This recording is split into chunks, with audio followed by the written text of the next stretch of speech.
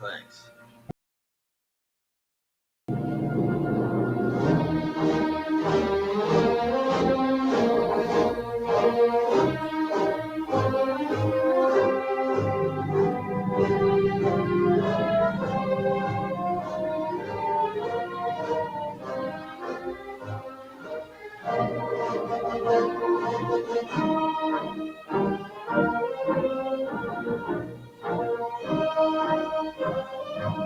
Well, now's as good a time as any, Mr. Newman. Take her down to periscope depth. Yes, sir. Clear the bridge. Dive!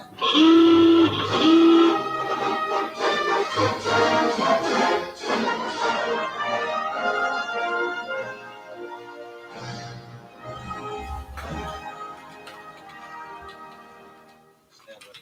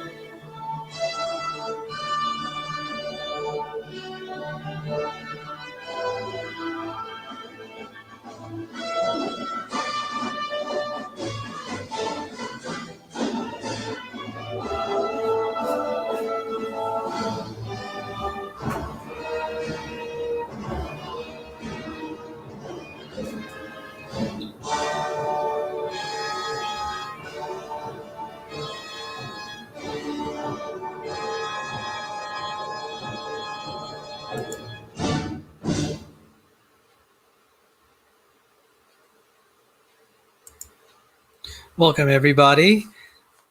I put the link there for anyone who wants to join the panel and wants to just talk. So please help yourself. I don't see anyone joining yet. So this is the after show party from the talk on protein probabilities, part 1 at the Standing for Truth channel. So I see there are 5 people watching. So anyone wants to join the panel. Joel SFB mod asked SF260. He's asking what airplane I was flying. I actually don't know the model.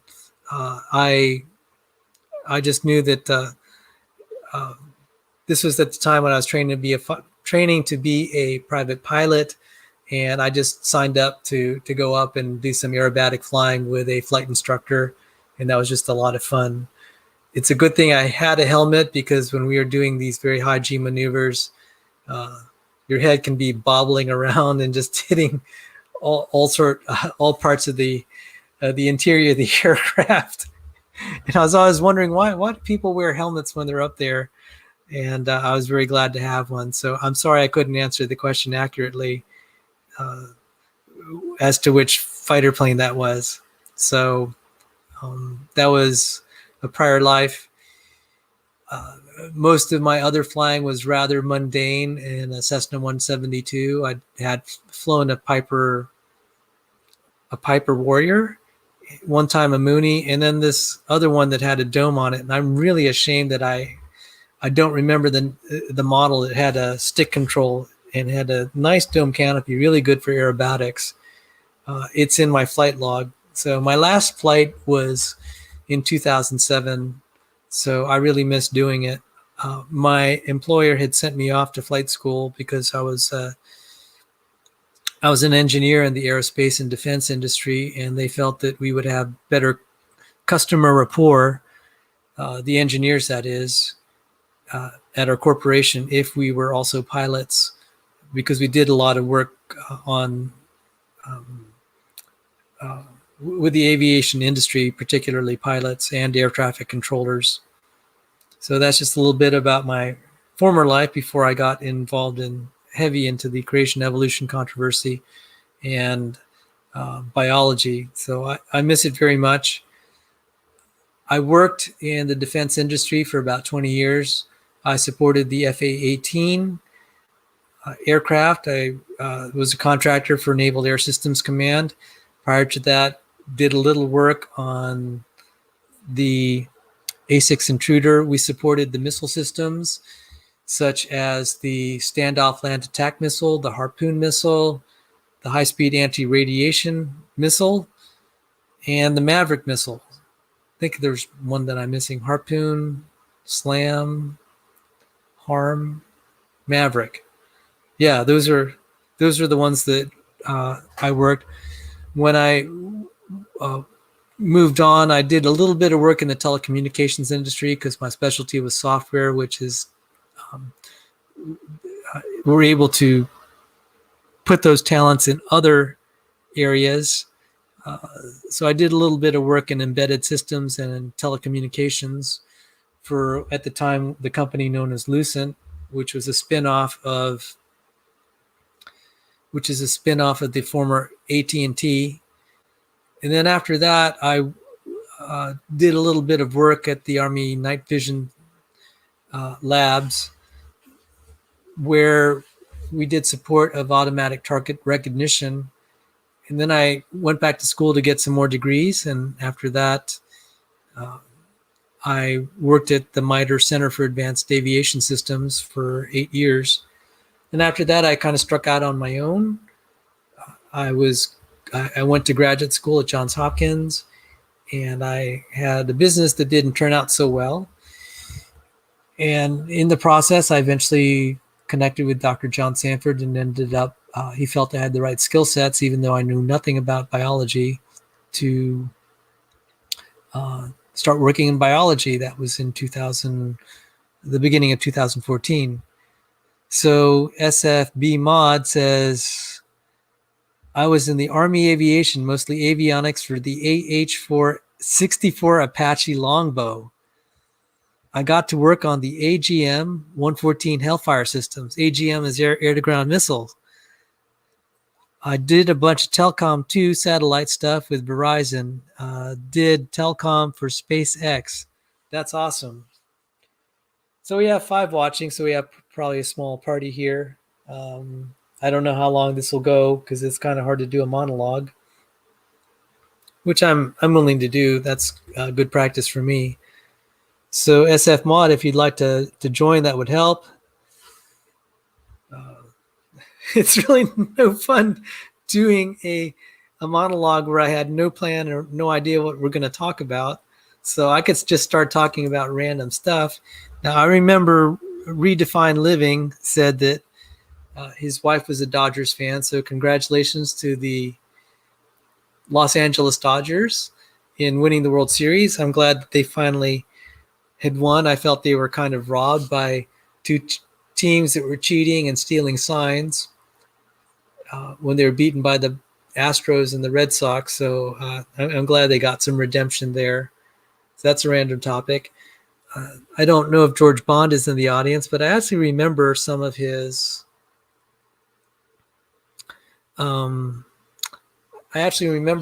jokes. It's like, who designed King Arthur's round table? The answer is circumference. Circumference. And see another joke. How can you tell a female ant from a male ant? Well, when you throw the ants on water, the female ants sink and the male ants float because they're boy ants. All right, I can't tell if you guys are laughing. Those aren't my jokes. Those are George Bond's. Another ant joke by George Bond. Why do ants not get sick? It's because they have antibodies. Ha ha ha ha. Another George Bond joke. Why can't you ever trust atoms? The answer is because atoms make up everything. So thanks for the laugh out louds. There was one other George Bond joke about boomerangs, but I totally didn't get it. So I'll have to ask him about that joke. So I don't know if I don't. Oh, Joel's joining us. I'm going to add him to the stream. Welcome, Joel. Thanks for. What's up? Okay. Yeah, I was thinking just to heck with my grade. Supposed to be working on this stinking project for school that's due at 1 o'clock in the morning. I got like 3 hours left, but so I might have to. I don't know. We'll see. Well, thanks for joining us, nonetheless. Yeah. And we may not be on for very long because it's Sunday night and there may not be many people joining the after show, especially after the after show we had last night with Derek. It went on till about 5:30 in the morning. Right. Yeah. Which would be about 6:30. Right. When we include daylight savings time. That was a long after show.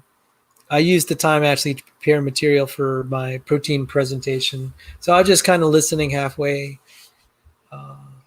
Yeah. So thanks for joining. So I think everyone could be worn out from what happened on last night. I don't know, man. I've been enjoying a bunch of different channels for the last 2 or 3 months now. Just it's totally wrecked my sleep schedule. So I enjoy it. I'm going to post another link. Post to remind anyone here join. Here's the link.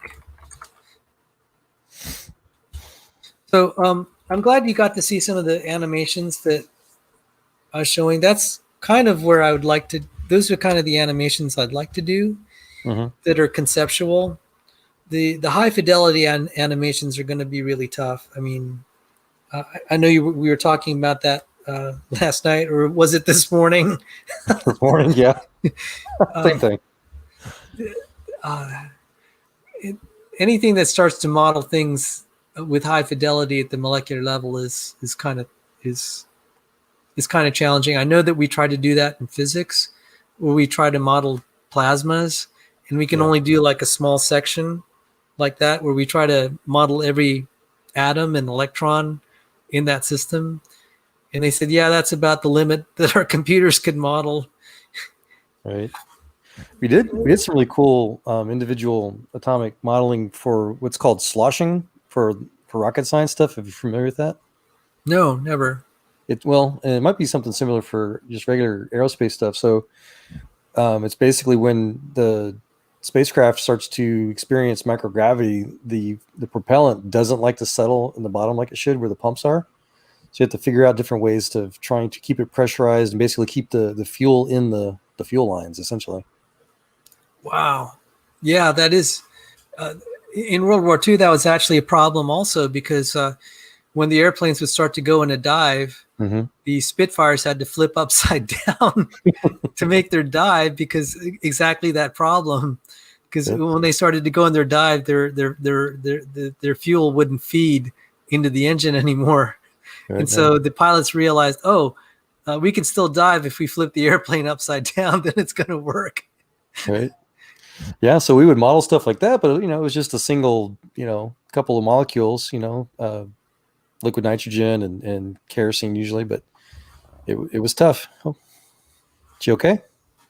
Let me go check. Sure. You can hold down the fort. Yeah. Let's see here.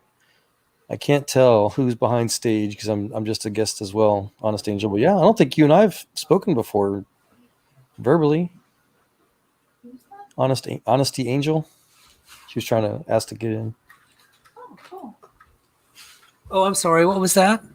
I tried to post the link to the channel under your name sound. There's a few people over there waiting. Yeah. So this is the link to the StreamYard if you want to. That's the link to the StreamYard. Yeah, I was thinking you want to join here. Yeah. And the link to the actual stream, which would actually be helpful, the link to the stream, well, that's just the link that anyone used to get here. So anyway, I need to go get some coffee for Mom. If I can post the link to the actual YouTube, I just tried. I don't know if it shows up though. So I don't have a wrench.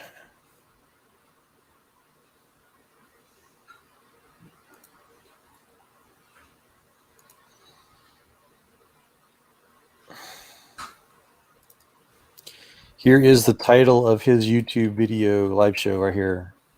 Angel, if you want to help share that, maybe people can search for that and find it.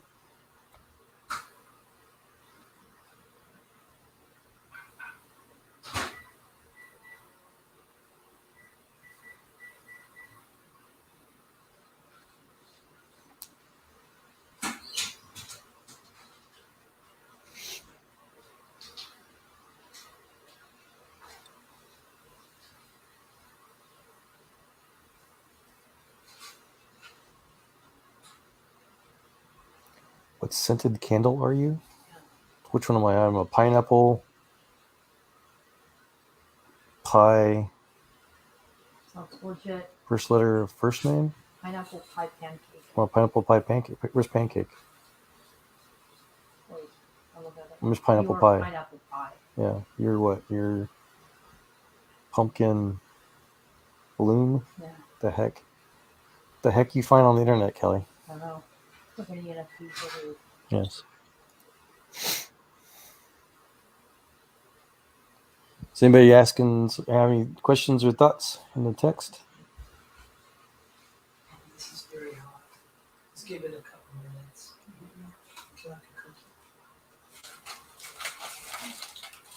My questions are all for Sal. Oh, good. Someone's going to join us. Jason.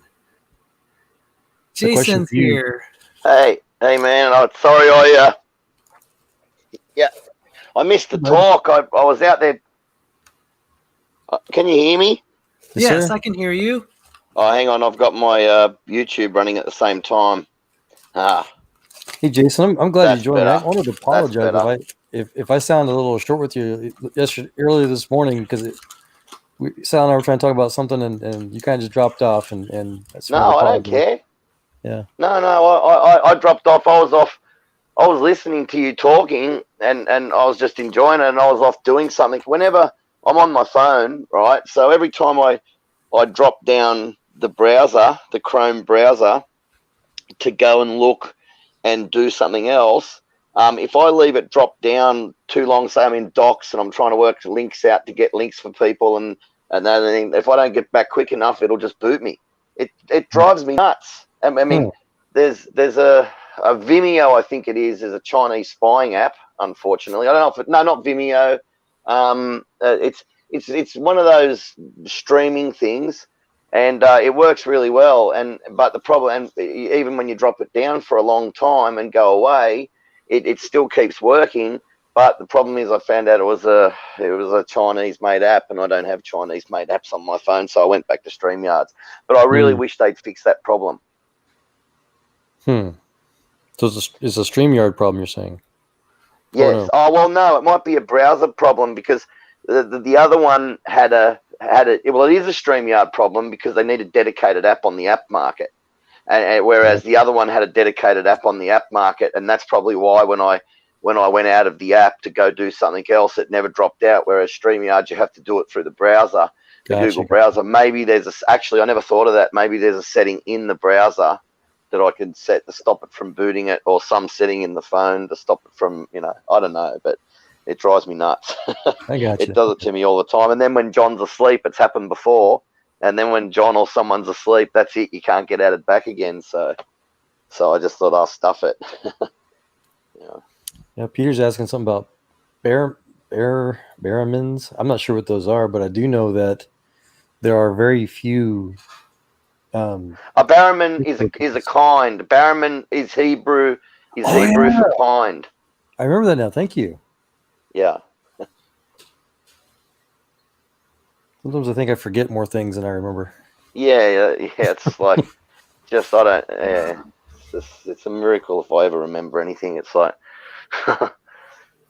Like if I don't, that's why sometimes if I have to keep going on really fast to finish what I'm saying because my memory gets so bad sometimes that, especially if I have coffee. Oh, if I have coffee, man, my memory. I don't know why, man. I used to be able to just eat tablespoons of coffee and my memory was fine, but now I have coffee and my memory just goes haywire. So I can't touch caffeine. Oh, caffeine, I mean, not just coffee, just caffeine in They general. say age is memory is the first thing to go. Yeah. Especially when you've drunk as much alcohol. When I've done things I've done to myself in my time, when I was younger, it's a miracle I'm not sitting in a wheelchair in a nursing home dribbling out the side of my mouth. So No, I suppose I'm I glad should you're be good. thankful. Well, Sal, Peter's got a question for you, and I wanted to kind of just address about the simulation thing. So last night, trying to fall asleep, I went and did a bunch of research on all the things you were suggesting and such, and I found that there was some research from the Fujitsu Cake supercomputer, which I'm Yep. familiar with because they've done research with trying to simulate human brain processing techniques, but they've done a lot of work for that atomic molecular level cellular mechanism type stuff as well. And so they're using this massive supercomputer the size of a warehouse, and they're struggling to do it. So I'm thinking I might as well just kind Yeah. of maybe give up on my idea. I don't have a supercomputer.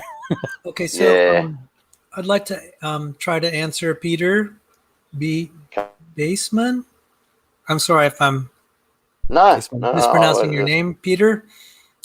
It said, can Sorry. you determine baramins by their protein arrangement patterns? And is the chimp protein different to human proteins and cat kinds unique to other baramins? And he also asked, very good question, do you see columns of G's just in the human proteins for human collagen? That's a very good question. One, I am not a baraminologist. I'm going to offend some people. I actually don't think it's worth our time to explore baramines because Not. It's a waste of time. You're right. because if Noah's flood happens, I mean, strictly speaking, if the world is only 6,500 years old, even the evolutionists will probably tell us what can evolve and can't. Like we certainly can't evolve from a common ancestor of a human and a tree in 6,500 years. You'll be surprised So how there SFT's are got a some video on barriers that are just so blatantly obvious. So with the chimp human thing, there are some really good arguments, and we could probably pose the question: do you think, to an evolutionist, do you think a chimp and human can evolve from the same common ancestor in 6,500 years? If they were honest, I think all of them will say no. So there's some definitely clear barriers. I didn't mean to be dismissive. Like I said, I'll offend a lot of creationists who they spend a lot of their time on baraminology, like Todd Wood, and I'm just like, dude, what are you doing? There's more important work, like these presentations on protein probabilities. You could be spending time on that. Instead, it falls to guys like me, and Todd Wood's more qualified. So sorry, that's just I'm venting a little bit. So I'm really sorry I can't answer that. So, but Peter did ask about the G's, and I have a slide just for that. Because I got an answer for him. I've got an answer for him in a doc.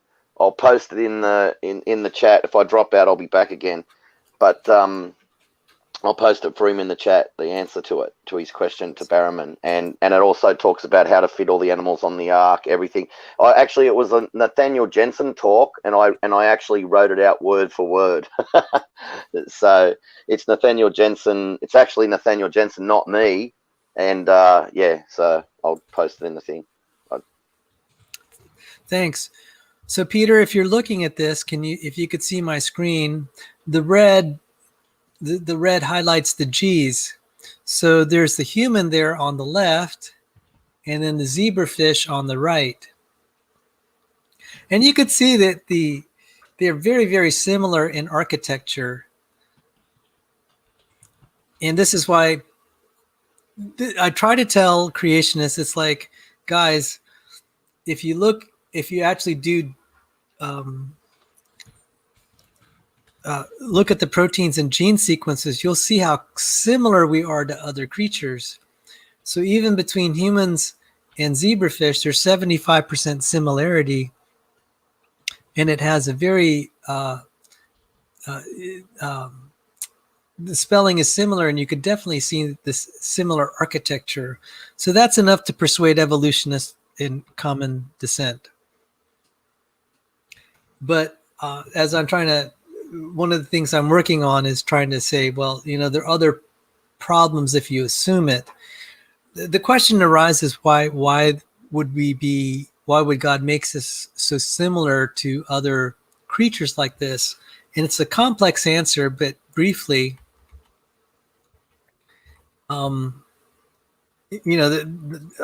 Stephen Gould said, well, why did God make things look like they evolved? And there's superficially, yes, it sort of looks that way, but it's the same thing with geocentrism. Things looked like it looked like the world revolved around the Earth, when in fact the Earth is just rotating and actually orbiting the sun. So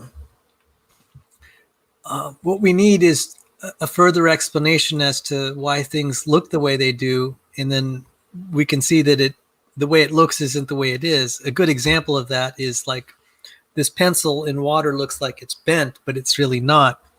And it took a long time before we figured out why it looks bent. It was widely attributed to Willibord Snell, who created Snell's law. So my answer is, why did God do this? Oh, I don't have it here. These are some of my other slides. Why would God do this? And my answer is, see if it's still, model organisms.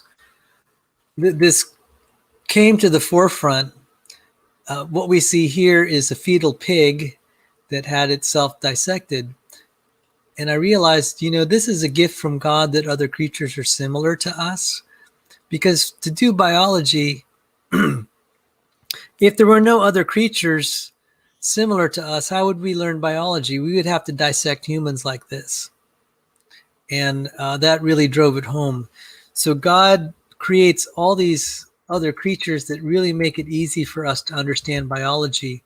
The way that we understand human biology is studying even things like plants and yeast and bacteria. Each of them have a piece of the puzzle, and it's really well optimized to help us understand our own biology. So that was a real long answer to Peter's question, but it also leads to other things, especially when you see the similarity. So Jason had to step out for a little bit. And Joel, if I interrupted you, I'm sorry. If you wanted to continue where you left off. You'll have to post it. I'll post the link in the thing. You'll have to post it in the chat. I haven't got a wrench, and it's just basically. Oh, how do I give you a wrench? I'll make you a wrench. I think you click on my name. I think I'll post a comment and see what happens. Let me see. You have to do it on YouTube, I believe, guys. And so I just typed it out. Can you just type something there? Anything random like hi? Yeah, Jason. This is me. I said. Because I can't. Can you hear me now? Yeah, I can hear you now. I think you have to it's put not YouTube, not in StreamYard, Sal. Yeah, no, it's not it's. Oh. Oh, I got you. Okay. Oh, you're not in this. You're not in the YouTube channel. Is that? Yeah. No, my name's Faithful, Honest, True. Oh, you're Faithful, Honest, True? Yeah. Okay. So Don't Faithful, worry, I'll Honest, be nice. True, and I'll. Oh, why is it saying I only have the option of blocking users or putting you in timeout? Oh, it's all right. It's something. Ask Matt. Matt will tell you. Just do it later. I'll just give you the link and you can post it. Don't worry, you'll work all that stuff out later. It's not important. Here, I'll just post it in the side chat, and then you can just post it Sure. in the thing, and then that's not a big deal. There you go, man. Just save I'm wasting sorry, time on that. faithful, honest, and true. I don't care. I couldn't care less. It doesn't matter. I mean, it's not an end of the world. But that'll answer his question. That's a good one because it's animals fitting on the ark, kinds, and also horse breeds. It tells it from Darwin's own pen. Basically from Darwin's perspective, and it gives it's a bloody unreal account. If any evolutionist actually read it, they would just go, wow, that's pretty good. I mean, this is him talking in a show somewhere. Like, it wasn't on Answers in Genesis, it was somewhere else, and he was just talking about all this stuff, and I thought, wow, that was so good, I have to write that down. So I sat down and I wrote every single thing out he said word for word. It's really good. Well, now I'm really confused why I can't make you a mod. That's just weird. No, 'Cause I no, did you have that- to log. You have to log in. Something I don't know. You have to. I can't remember how to do. I thought I could. I can't remember. Doesn't matter. Ask Matt. He knows. He knows all that stuff. Don't worry about it. Forget it. It's the YouTube often Joel, has glitches. I got you. Oh, you got me. Okay. Yeah, because Joel gave me the clue. I have to do it through YouTube. So thanks, Joel. Oh. Oh, okay. See, you got me fixed there. So now you should have Sal, Chris, Keith, and Lena can't find the stream. They're on your other channel. Hang on. That's a really good one. I posted it. It's all up on my mod. That is a really good one. That if people actually take the time to read that from beginning to end, that's Nathaniel Jensen's own mouth. He's a smart man. He is so smart. He really is. I mean, he's just if anybody could just take the time and listen to him, it's like Dr. Sanford. You know what I mean? He's up there with those sort of people. I believe he is. I believe he will be one day. He's just incredible, man. Like, if you read that, that's word for word, and you're just going to read it. You're just going to go, wow, the guy's amazing. I could never do that. Okay, so I'm trying to find where I'm trying to find Chris, Keith, and Lena. So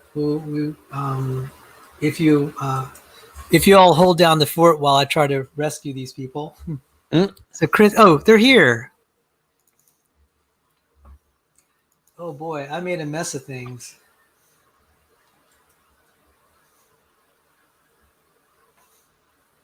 There were all these.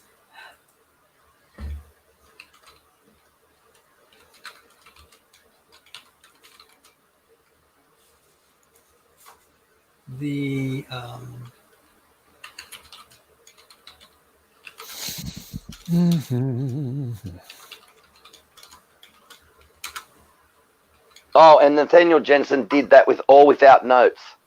I think, I don't know if I left the link in there or not. I've got to find that link if it's not in there. I hope it is.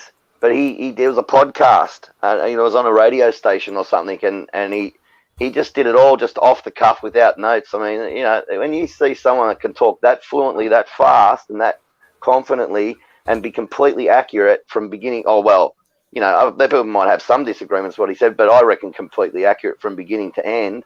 Then that's pretty amazing, man. I was impressed.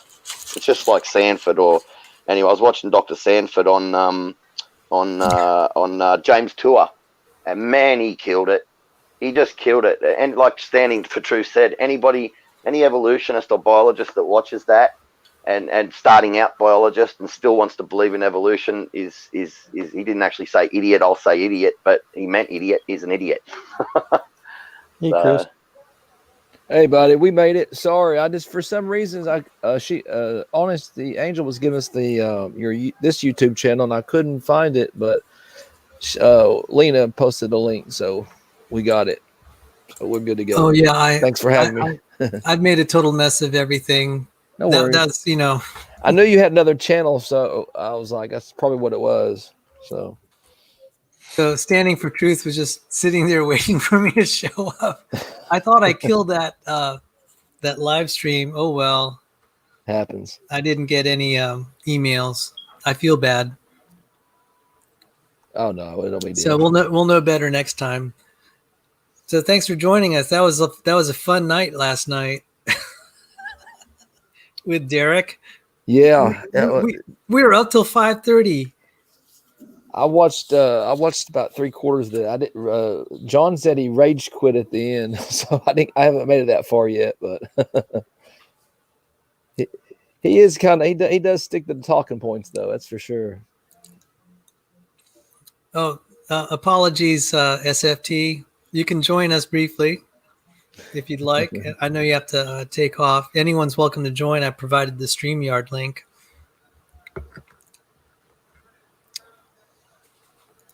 So apologies to everyone who was trying to find us and who found us here. He said it took 9 hours. Okay, I didn't know how far it was in there because I was like, Oh. I told John, I said I watched it pretty far, and he was still hanging in there, but then he finally rage quit. That's what they'll. Well, he had a big night debating and all that. He probably was wore out too. John admitted that he called him an idiot for 5 hours, though. I mean, I'm pretty impressed. Yeah, I'm impressed that Derek could sit there and be called an idiot for 5 hours and only at the end of 5 hours blow up. I mean, I would have blown up after the first five times he called me an idiot or something. Not, like Derek seems hours. nice enough. I told John, I said he must be. Derek's your new. Looks like he's your new whipping boy. Godless engineer can be relieved. Yeah. I'm also trying to type at the same time. Let's see. Standing for Yeah, I have Truth trouble says- typing and talking. Oh yeah, when you do these I can't StreamYards, I have a newfound respect for like Standing for Truth and people that have like 10 people going in the streams and they're chatting with the stream and typing in the chat. Excuse me, and talking to people in the stream, and it's like, I tried it and I got about lost with 6 people. I don't know how in the world they do it with 10. Yeah, like that. I understand now why they have like people who have like usually maybe somebody that moderates for them, like kind of like like Smokey has like Nicholas helping him out moderate a little bit now, and it just I tell you it's probably hard to do without somebody to help you. Yeah, learning curves. Yeah, Jason, I was curious. So that was what I was typing earlier when Sal was giving us his answer to Peter. Was it Sal? SFT has got a really cool video, at least one of them I've seen of yours, FFT, where you use some sort of actual evolutionary biology statistical software program to show how Noah's family very well could have actually populated the Earth, in just less than 4,000 years. And something else about preloaded genetic variety with Adam and Eve. Front-loaded genetic diversity and stuff like that. Yeah. I remember Jensen saying stuff like that too. Is it heterozygosity? Isn't that it? Yeah, heterozygosity and homozygosity. And what was the other thing that you said? No, that was something else about how there's. I think I saw it was SFT's channel showing some sort of like you were saying that the actual evolutionist's own software can be used to demonstrate population numbers. Yes, that's right. Population. I can't remember if it was CMI, ICR, or AIG. Mm-hmm. I can't remember which one it was, but one of them ran the numbers, or maybe it was Northwest Creation Network, and I saw one of their speakers, or I can't remember which one, but they ran the numbers, and they said even going by the lowest, or not the lowest. I've got a plane flying over my house. The dog's barking at it. I've got the lowest, going by the lowest to the mid birth rate, not the highest, but going from between lowest to mid birth rate, there could have been anything up to like a billion plus people on Earth. 1 billion. I mean, That's pretty amazing. Like before the flood. So, there could have been a billion people or a billion plus people on Earth, or, like billions even. They don't realize that if you had the highest birth rate possible, you could have just billions of people on the planet before the flood. And people in those days, they didn't have Facebook and computers and stuff. So what did they have to do? Go out and work hard in the fields. And what was their entertainment? Spreading, Making having babies. kids. So I think it was there was. how did the population growth happen after the flood too? Was a big question. Oh, mate, it would have gone off. What do they have to do? I mean, they look after livestock all day, chop wood, build stuff, and then go home and watch movies on the television to entertain themselves. I know what they were doing to entertain themselves, making babies, mate. Yeah, well, it's and back in those days, mate, they would have been popping them out left, right, and centre. They'd be going, "Gee, we got to pop out as many as we can. We need help with this farm. We need help if we're going to grow." You know what I mean? They would have been going crazy. I reckon they would have been popping heaps of them out. Like my grandfather comes from there's 9 kids in his family. I know, Joe, you've got several kids in yours, even this generation, but like even in like a couple generations past, you had kids because they helped on the farm, and you know what I mean? Speaking of which, got some news on that, Chris. Both our young daughters in their young 20s, both of our daughters are pregnant now. Well, congratulations to them.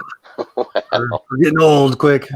Surely, is this you're not going to be? Is this going to be your is your first grandchildren, or these will be our second and third? Our middle son has had one child already. So, congratulations! Thank you. So, yeah, the Joel family. That's down the road for me. We are we call it living long and prospering. Being fruitful and multiplying. Yeah, like I said, though, it's good to have. When you get older, you're gonna appreciate that. We need those kids to wipe our butts. Is that what you're saying? Yeah. Somebody out of 8, there's going to be 2 or 3 that won't have nothing to do with anything. With you better have 1 or 2 pet ones, though. Yeah. Was that Kelly there, Joel? Yes, this is Joel. Kelly. Hello. Hello. Hi. Greetings. Good to hear y'all tonight. I'm having a bit of an allergy attack, so I apologize for my voice.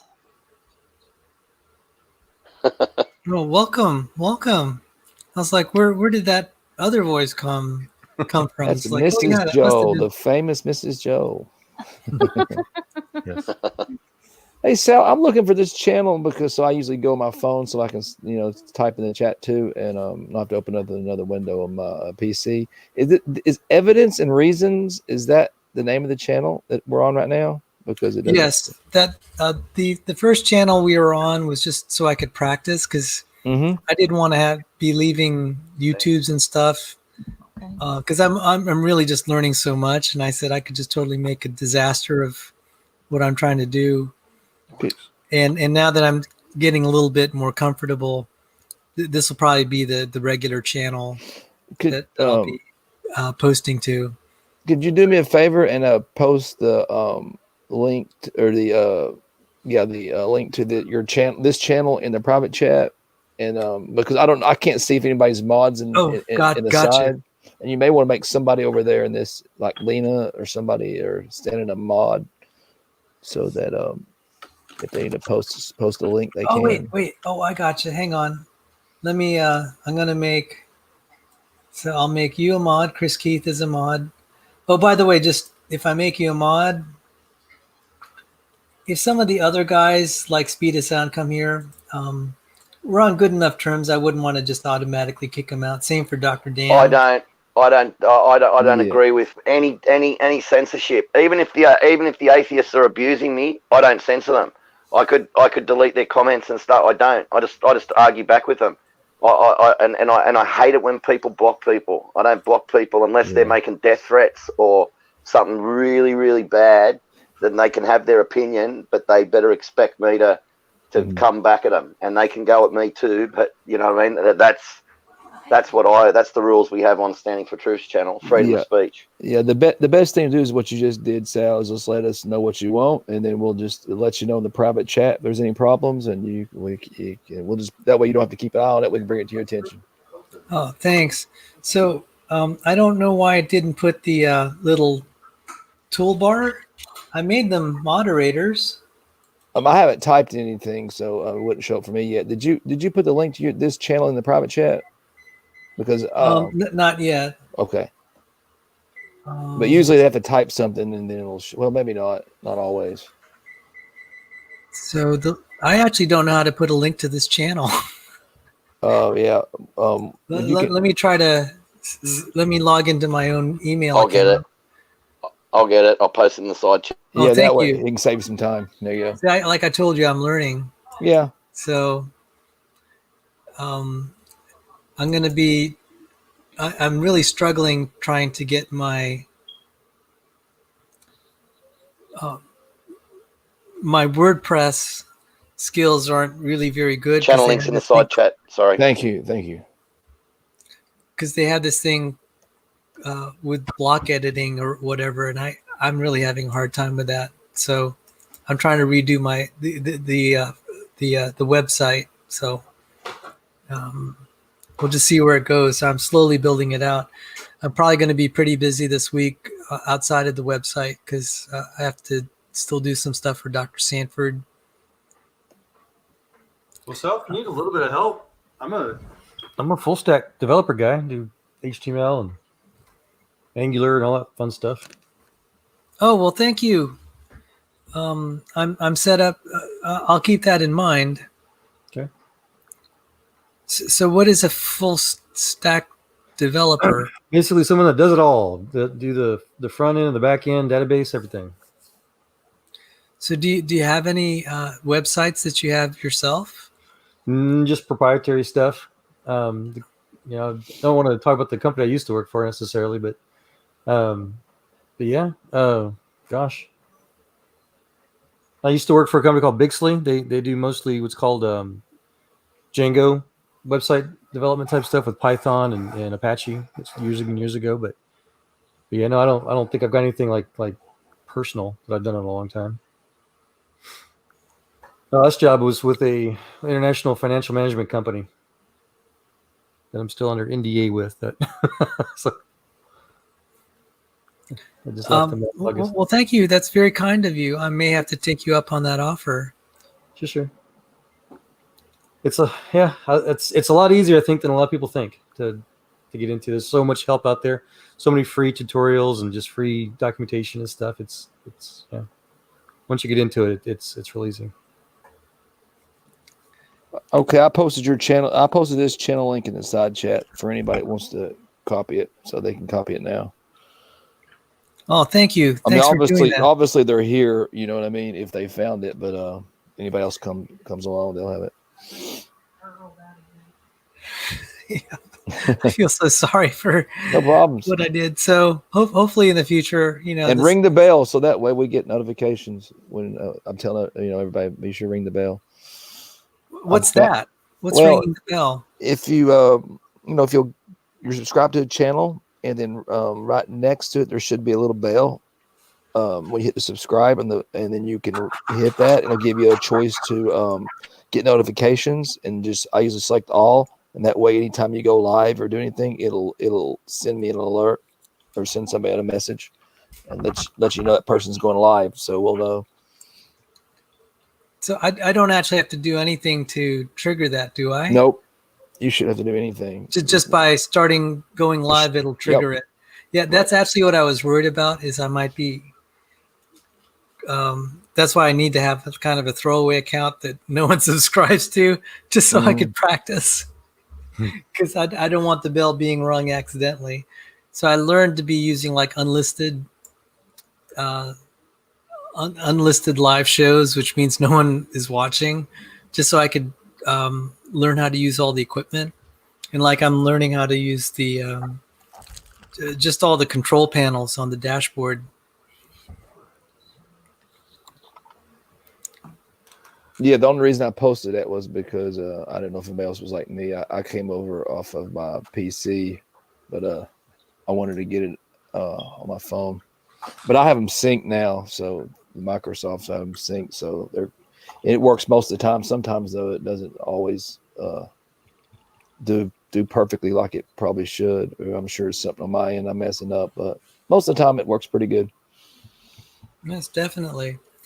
So I think a lot of us are probably. I definitely am running out of gas, especially after last night with Derek.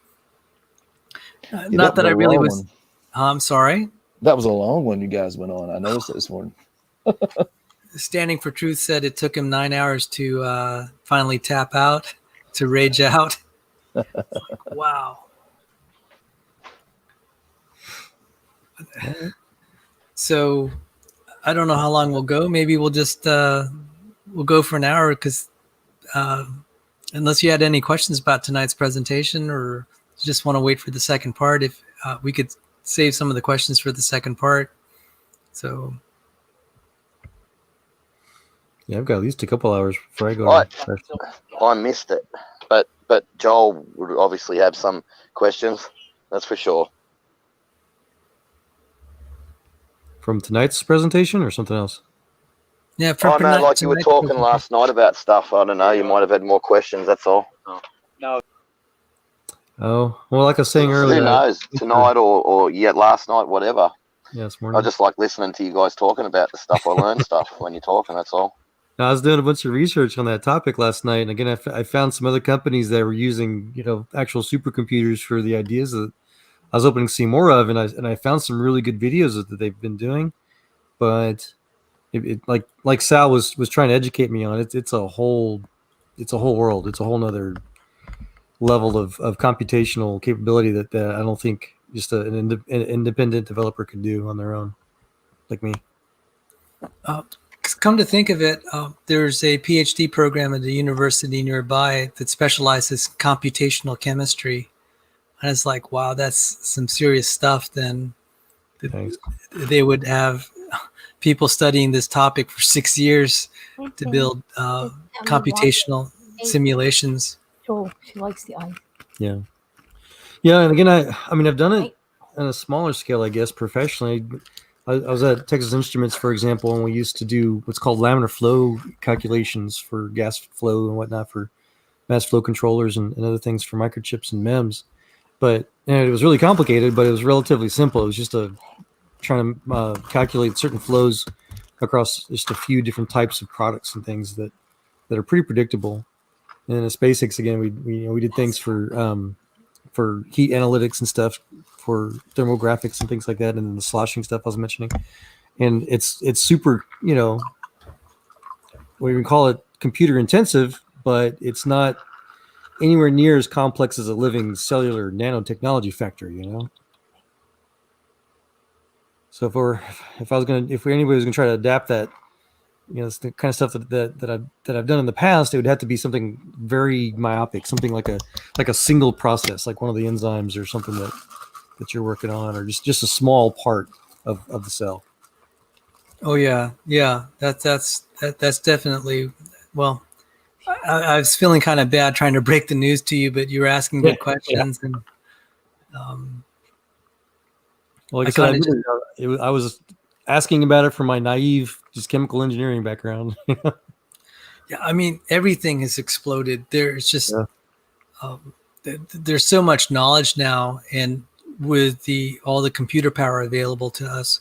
I see Lena has a question about Standing was asking about the heat problem.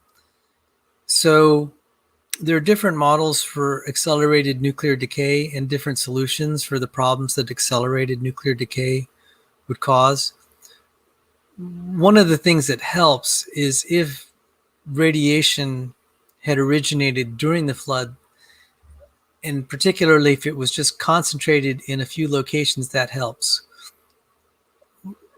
So one solution, which I reject, but was put forward by Russell Humphreys, was with the white hole cosmology, which I also reject. I'm sorry? Yeah, I don't believe that Russ Humphreys thing. I think it's I honestly, some people love it, but I think it sort of demeans God in a way. Like, it's like God had to put the earth down into it. I know it explains a lot of stuff to the evolutionists, but it's basically, as far as I'm concerned, it's pandering to them, because I think we should just laugh at them that they believe that everything was created from nothing, and they really do believe that. And it's yeah. So I agree with you. In other words. Yes, and Russell Humphrey's a godly man, and he put Oh, I forth a like lot of Russell his change. Humphreys. Yeah, He's an but awesome person. I love him heaps, but yeah, sorry, I should have said that. I got nothing against Russ Humphreys. He's a really lovely person, but I don't agree with him at all on that. yeah. So everyone will have a pet theory that uh, might be challenged, and that's one of them. He's done some other great work for creationism, particularly with the magnetic fields of planets. But I remember at the creationist conference, I was asking him about the heat problem. He said, "Well, did you read that about my solution?" And I said, "No," and I was kind of embarrassed because everyone was laughing. Because I didn't really want to say, well, no, I didn't read it because I don't believe your theory. I just didn't want to say that to his face, because he's a very good person, and I'm very grateful for him.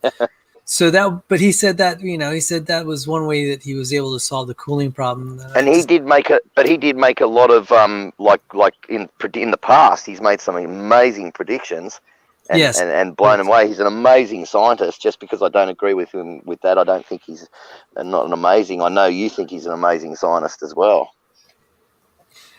So, so the other alternative then, if one accepts hydroplate theory, which I very much lean to, more so than catastrophic plate tectonics. So there are a number of YEC models for the flood, and the two competing ones, major ones, is hydroplate versus plate tectonics. Hydroplate kills it. I thought so too. The physics of it is very, very sound, in my opinion. It's awesome. And so the problem for heat there was the Proton 21 laboratory found the phenomenon of what is called cold packing. When one is having the sort of nuclear reactions that are induced, such as found with the Proton 21 laboratory, they found this other phenomenon called cold packing, where the reaction actually absorbs heat. And let me provide a link. Or could someone provide the link to Brian Nichols' lecture for Lena? Because James Carter has a question I'd like a comment that's very good. James Carter said, "Hey Sal, to emphasize the importance of ion channel, cells contain 10 times more K+, which is potassium ions, 10 times more potassium than Na, which is sodium. Na stands for natrium. That was the old name of sodium. 10 times more potassium than sodium ions, but seawater has 40 times more sodium than potassium. Emphasize the energy required to pump ions against their gradient." Wow, I need to point that out. That's really cool. 40 times. I didn't know that. Things I learned today. Mm-hmm. 10 times more. And Walt Brown made so many predictions that he got right. We tried to put them all in a book that we wrote, and we couldn't fit them all in. So Walt Brown is incredible. Which book was this? It was just one of the books where we put predictions, like because evolutionists are always saying to us, I can't remember which the name of it but because there's so many of them. But the predictions, they're always saying, "Oh, we don't have predictions," and stuff like that. So we put a whole section of just all these predictions from all these different scientists. Of course, they get credit by just being their predictions and saying how great they were, because they were. They're amazing. We've got some in there from Russ Humphreys. There's so many predictions that Walt Brown got right. We couldn't fit them all in the book. It would have just taken up too much space. So that's how incredible he is, the hydroplate theory guy. Yeah, you went on when you first come in the room last night, Jason. You went pretty. You seem like you had a pretty good knowledge on what you were talking about. I haven't had a chance to search search what you. You have a link for that you could put in the private chat. Yeah, Thank you. I can put it in the private and the main chat. Hang on, I'll go. Thank you. Because I'm not sure he really addressed it. You know, I've made, like I said, I've made it through maybe a little more half of the video last night. I don't think I skipped too much of it. I got kind of tired last night, so I had to go to bed. But I wanted to. It always happens when I bail out of a chat. It seems like it gets really good. And next day, I'm like, man. Yeah, I didn't watch the Nephilim Free Derek Barnes debate because I was over at Speed of Sound's channel. Just to, I don't know. I just wanted to check in because he actually was my chemistry teacher. Oh, really? Organic chemistry, private, not my professor or anything. Right. Over the summer, he just kind of got me started on that. And I was like, well, that was really generous of him. And same with Immutable Destiny. So that's how that kind of transpired. Because privately, he'd say, man, Sal, he wrote me and he said, gee, you're by far the most knowledgeable of the creationists I've seen. You're my favorite creationist. And then he offered to teach me organic. And so we actually didn't argue about anything. I said, we could talk science, you know? Yeah. So we wouldn't have any confrontations. And I assiduously tried to avoid the topic of creation. Every now and then he'll just kind of poke me on it. But I found that a very, you know, that was extending an olive branch. And I said, I'll reciprocate. So somehow I got on the channel. I just said greetings. And then, I don't know, just one thing led to another. And I got into it with Emo. He's just asking me all these questions. I finally said, okay, do you believe in universal common ancestry of all proteins? That's what got the whole thing going. So when they were all rejecting it, I said, guys, you've almost given away the store here. So that ended up being kind of the theme of tonight, that even they reject universal common ancestry of proteins, which I thought was pretty significant. And it's like, creationists aren't talking about this. You need to. So that's why I put it on the table tonight. So anyway, that's I'm sorry. What's their alternative? They don't have any alternative. What they do is they just don't answer where did the proteins come from. They just don't talk about it. So they claim it's just random proteins that just accidentally started to work right? Yeah, pretty much. I mean, I will let them answer it. I think most of them will say, well, we're working on the problem, or that's an origin of life thing, and that's not, biogenesis is not part of evolutionary theory. That's what I would anticipate them to say. I've been hearing that more and more often, which baffles me because the whole premise was started to explain origin of life. I thought, in fact, Darwin's books was basically named that, the origin of species. So, I'll say, okay, well, sure. We can just assume that for the sake of argument. And the point is then that evolutionary theory doesn't explain the origin of novel proteins, especially the very ones at the root of the all the major families, at the roots, plural, of all the major protein families. And we call those orphan genes. But that's not really a good term. There has to be another term for that, where we have major protein families that have architectures that are very different from other proteins. That's what confuses me, Sal. I'm sorry? That's what confuses me, though, is because out of the other side of their mouth, they'll talk about things like emergent function and emergent design, emergent evolution, things that just arrive just because they have to. Well, there are a lot of things in evolutionary theory that are not science. They're mostly rhetorical tricks and circular reasoning. Mm-hmm. And trying to cut through that is not that easy, because they're very good at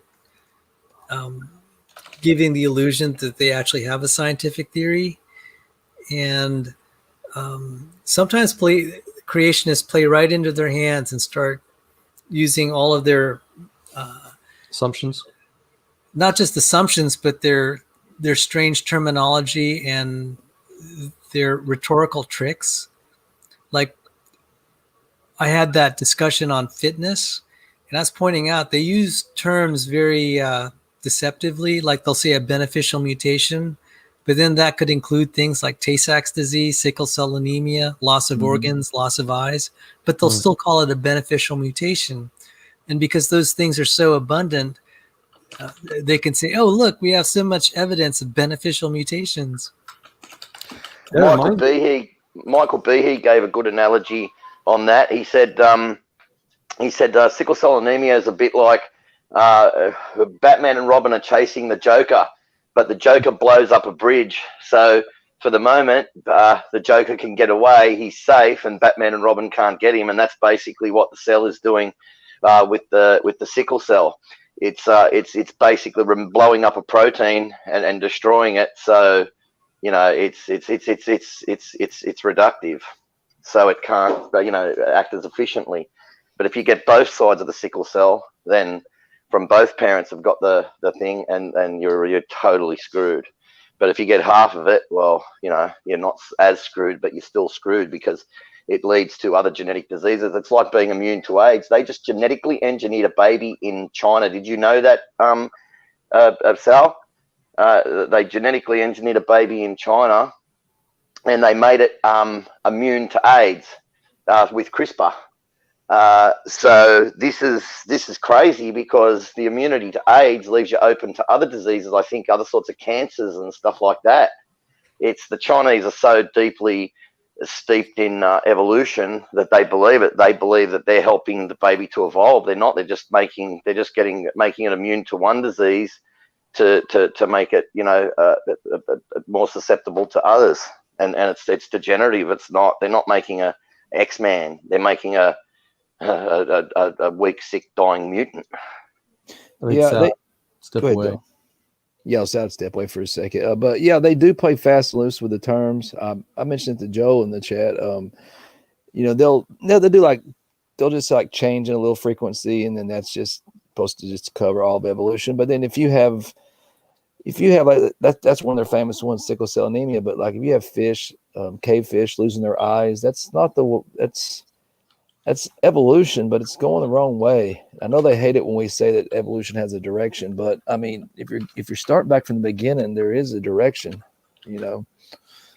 Well, first of all, I wouldn't trust anything China says. They're a communist, fascist regime. No. They came up. They actually used CRISPR to do this. It's within the capabilities, and they said that there's not only this woman has got 2 children, but there's one other woman out there that's walking around that has got an unborn baby in her that's been genetically engineered. And they didn't say. He faced his peers and everything, and he was criticised. And did you see that? So you're right. He might be lying, but I don't see why they would come out and say something that's going to turn the entire world scientific community against them. They more want to say a more prestigious lie. They do. Than making. It's been against them for decades, but so I wouldn't doubt that they're mutilating people, but just the results are probably strange. But there was something I was going to say. No, they could do it. They all they have to do is go in and just take a protein out of this. Like there's some protein or something. I think it's just a protein they have to take out of the cell, but it's just. I'm sure, it's more. They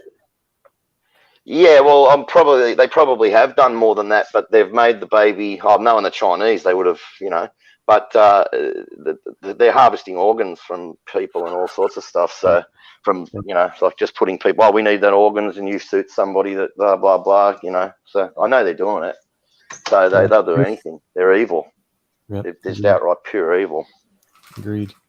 But yeah, Chris, the counter to that argument was that the fish that quote unquote evolved that lost their eyes, there's no evidence that they lost their eyes like that. I know a lot about that. I've got a big write-up on that if you want me to tell you.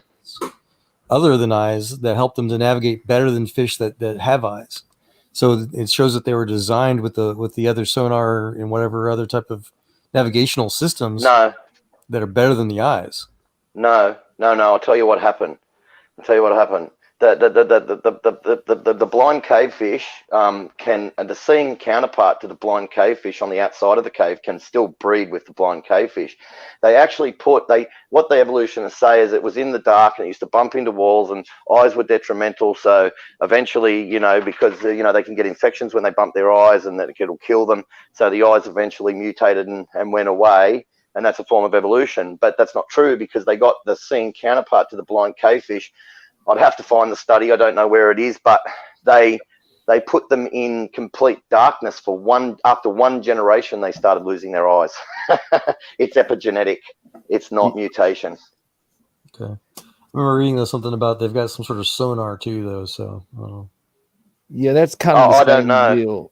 deal with the Italian wall lizard, or if you remember, with the sickle valve. Sickle valve, yeah. Yeah, that's the same thing, plasticity, plasticity. So yeah, they put them on the island. They developed this sickle valve because they're eating more plants. They took them off the island put them into a population where they still had the sickle valve. They lost the sickle valve, so it's and then they put them back. They'd come back again.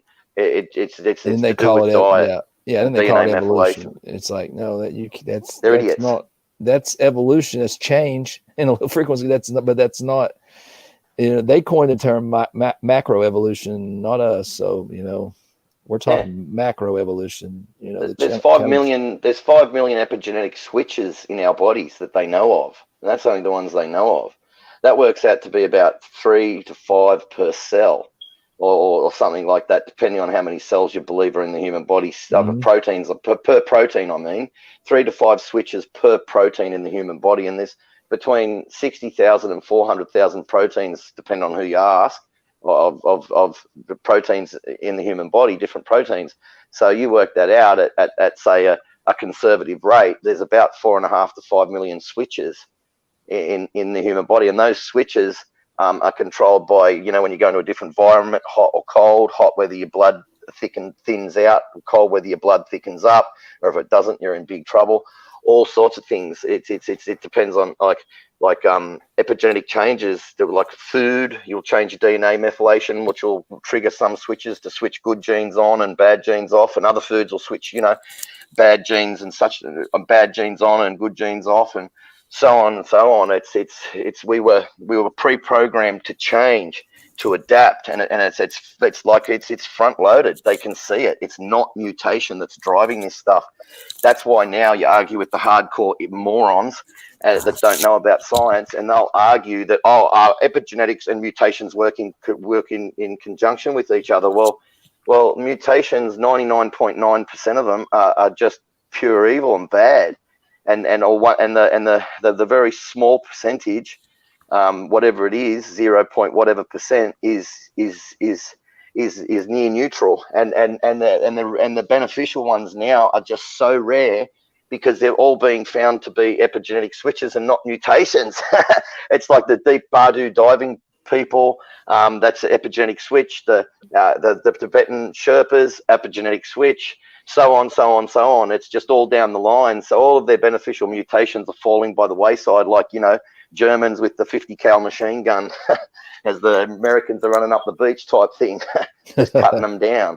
I shouldn't get to talk about Americans getting shot because I love America. I really do. I'm not an America hater, believe me. I love Donald Trump. I love America. I believe in America being great again, simply because I want it to be great again, because our security in Australia depends on America, because our politicians in the 70s, when Whitlam wanted to get nuclear weapons, were too gutless to do it, and they should have done it. We could have gone our own way in the world. Well, now we need America. So it's in my interest to make America great again as much as I can, even though I'm an Australian in Tasmania. They just got off on a tangent there. I couldn't help in the plug for Donald Trump. And he has done amazing work. Yeah, we're hoping he pulls it out. He's got a lot of momentum going right now. So, but Lena put in the chat, when confronted with the argument that beneficial mutations are extremely rare, then they will say one is sufficient, then one will be selected for, the deleterious one will be selected against, and that's it. Usually, a lot of times they'll say that most mutations are neutral, which they are, but that they're going to build up over time. And if you have all the time that they're talking about, you have these living fossils that are supposedly haven't changed in eons. and how are they able to build up this this mutation load and avoid all these all these other animals are changing during this time. So there has to be these cataclysms and things happening, but they're able to. They can't have that magically perfectly suited environment. It's just not logical. Because if you look back, most of the insects like bees, ants, spiders, I mean, they're all exactly identical, and they haven't changed in like 60-something million years. So I just don't see how they're able to absorb it. But they'll say that it's not the same species, but of course they're identical. I mean, we can't get the DNA out of it. But I know. I mean, look, when you say identical species, Dr. Carl Werner's video series, what's it called again? God, it's an awesome series. He goes around and he shows. He actually talks to a paleontologist. I think it's what they call them. Anyway, in a university, and the paleontologist admitted that what was it? That they regularly find bird fossils, like parrot fossils, sort of thing, with dinosaurs like T-Rexes and stuff like that they just cast them aside. He even admitted it in the video. And Dr. Carl Werner went through it took him 10 years to put this thing together, traveled all over the world. Yeah, I know what you're talking about. Yeah. I can't remember. Yeah, but he got these different, these animals that are alive today that are identical to the fossils in looks, absolutely identical. The only difference is they're smaller. So they've actually degenerated in size. It's like the giant turtles and the smaller turtles of today. The giant dragonflies, 2.5, 3.5 feet wide. Yeah. Mm-hmm. Yeah. And you get the coelacanthus alive today. You know what I mean? And it was supposedly for a long time. It was they had it as an index fossil, and it was just kind of completely disappeared from the fossil record. And then I think like in the 70s or late 70s or 80s, they found the fish. It's alive and it's identical. And it was supposed to be a transition.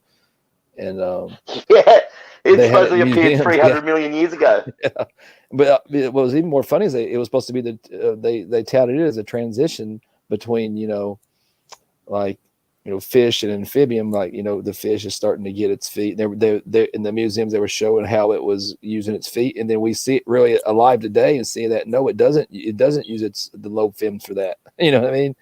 So it's just was one example of many where they got caught in the fluke. I think I put the video of the fluke tail on the. Can you imagine? Can you imagine if all otters were extinct across the world today? Mm-hmm. If all the different otter breeds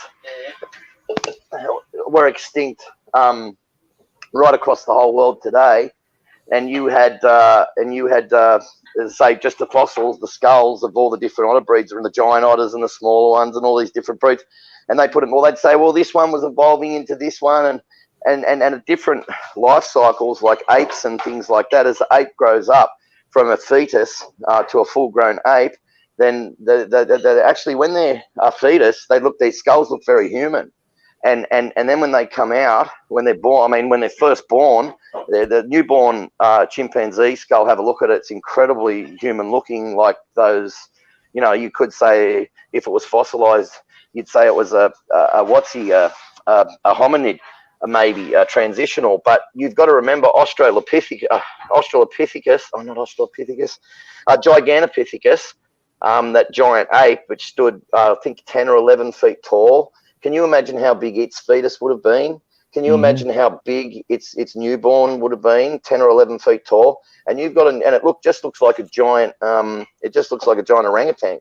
And you look at a newborn orangutan skull. If you got a skull that big from a newborn, fossilized from a Gigantopithecus, they'd pull it out of the ground and say, "Look, it looks so human." It's a transitional between, That's basically what they're doing. They're talking about the foramen magnum.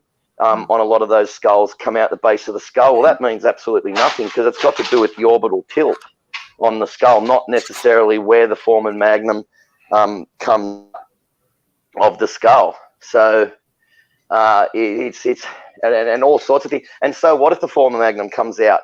You've got a nutcracker man. Look at nutcracker man. Look at that thing. That is an ape. That is an outright ape. Just because its foramen magnum comes out the bottom of its skull means absolutely nothing. You know what I mean? It was just a variety of ape that obviously didn't climb trees or lived in tall grass and had to stand up and look over the grass or something. It was nothing to do with being. Look, even the evolutionists admit today. They admit that the Earth is a veritable desert today compared to what it was millions of years ago. Well, we know it was only thousands of years ago, but millions of years ago. So, you know, they're even admitting that. So, you know, they're just lining up bones in the dirt. They're pulling them out of the dirt and saying, well, this is, and just like a kid, you know, if you gave those skulls to any bunch of kids and they never knew anything about those hominin skulls, and you say, well, these things evolved in one into the other and they slowly turned into a man. We want you to arrange those skulls in the way that you think that they evolved. I think that would be an interesting experiment. I think the kids would arrange them pretty bloody close to what the scientists arranged today. And what would that make them look like? The scientists, I mean, not the kids. Same thing like if you took dogs today or something, you know, they may not even they would definitely try to say that put the smaller dogs evolved into the wolf-like creature, but they may not even say some dogs or even the same species, you know what I mean? Which we know they are. They would. There's no way they're going to say a pug. A pug skull looks like a bit like a human skull. You know, then there's no way they're going to say a pug. They're going to say, oh, this is the same species that can interbreed with a wolf. Of course. I saw an evolutionist try to argue that they'd know what that is. If pugs never existed and all the different dog breeds never existed and they're all in the fossil record, I'm telling you, they're going to pull out a pug and they're going to look at it. They're going to go, there's no way that was evolving into a bear chimp or something. I don't know. I'm just making stuff up off the top of my head like they do. It's just crazy. There's no way in a million years that any evolutionist is going to make me believe that they would think a Chihuahua, a pug, a Great Dane, and a bulldog and a wolf were all related and could all interbreed.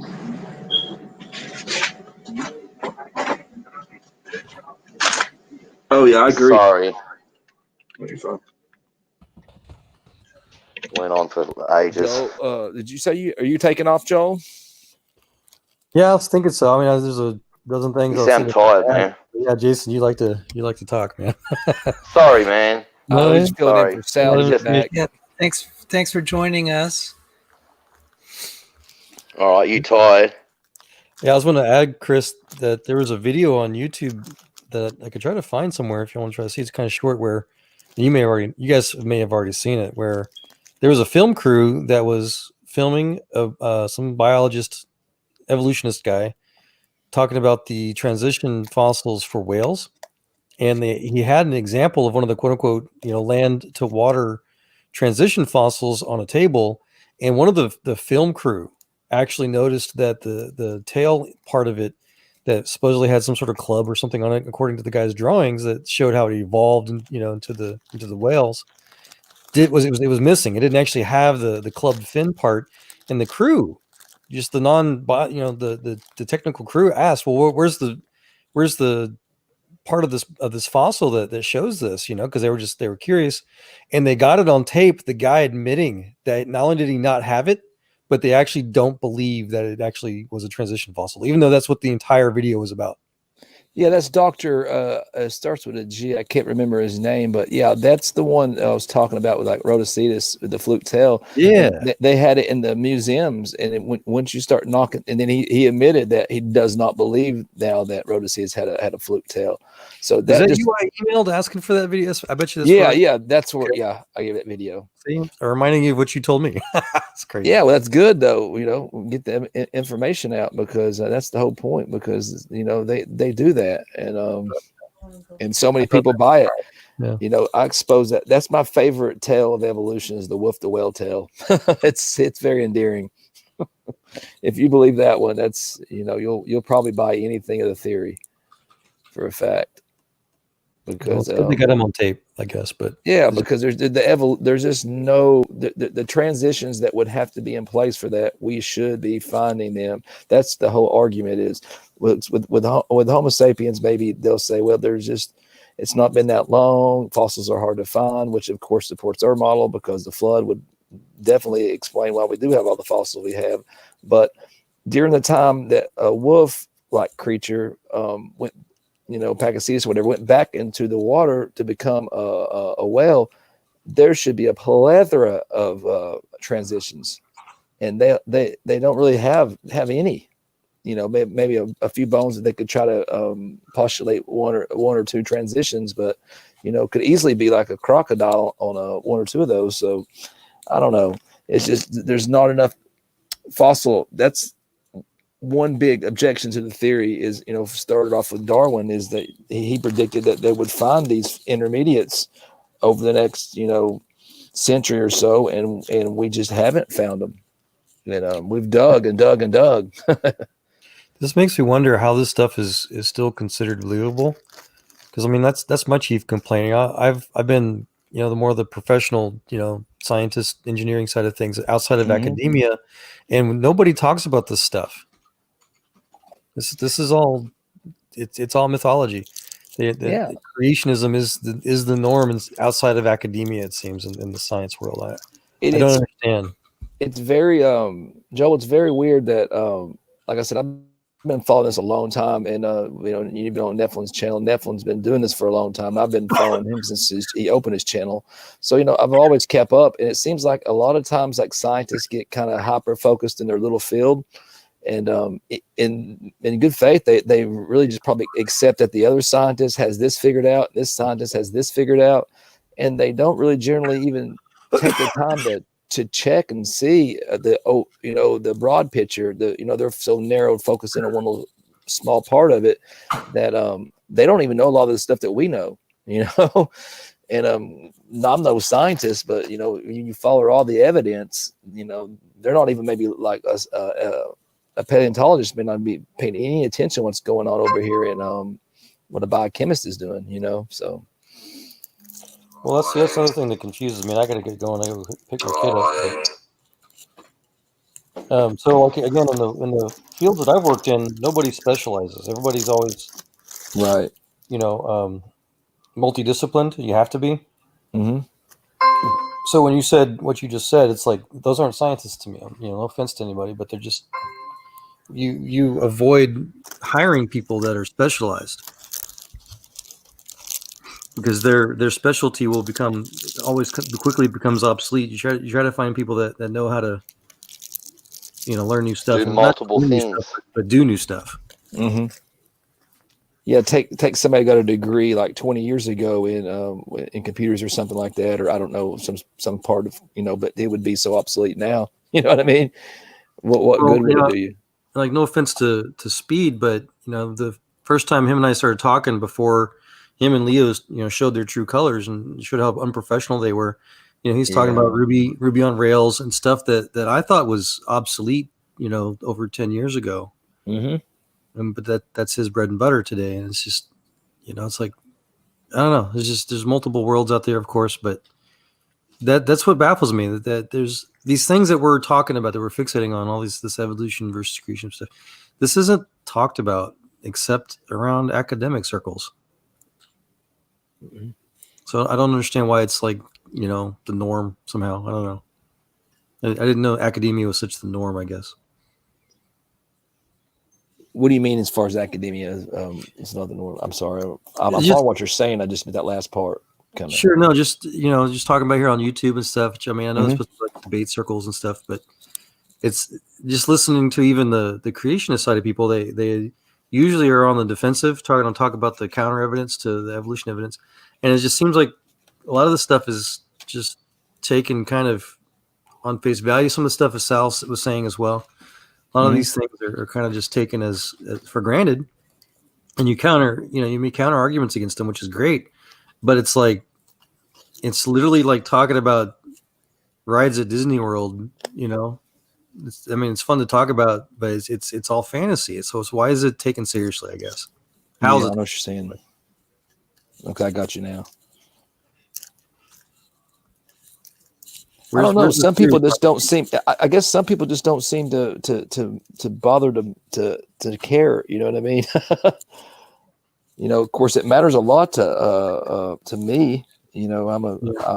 But some people, the average person, even sometimes your average Christian, it just doesn't bother them. They're in their own life or whatever, so they're doing their thing. They're not really paying attention. But there's a lot of people that are deceived, and they need to be, I think, in my opinion, they need to be helped, shown what's true, what ain't true, or at least the information so they can make their own decision, an informed decision. Yeah.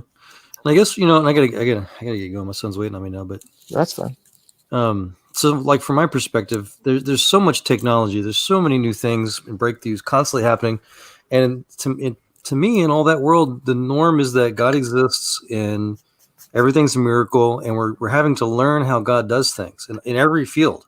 It's that's the norm to me, from physics to biology to chemistry to computer stuff. Everything is just something we learn from God, through God, for God. And so there's so many other things to talk about.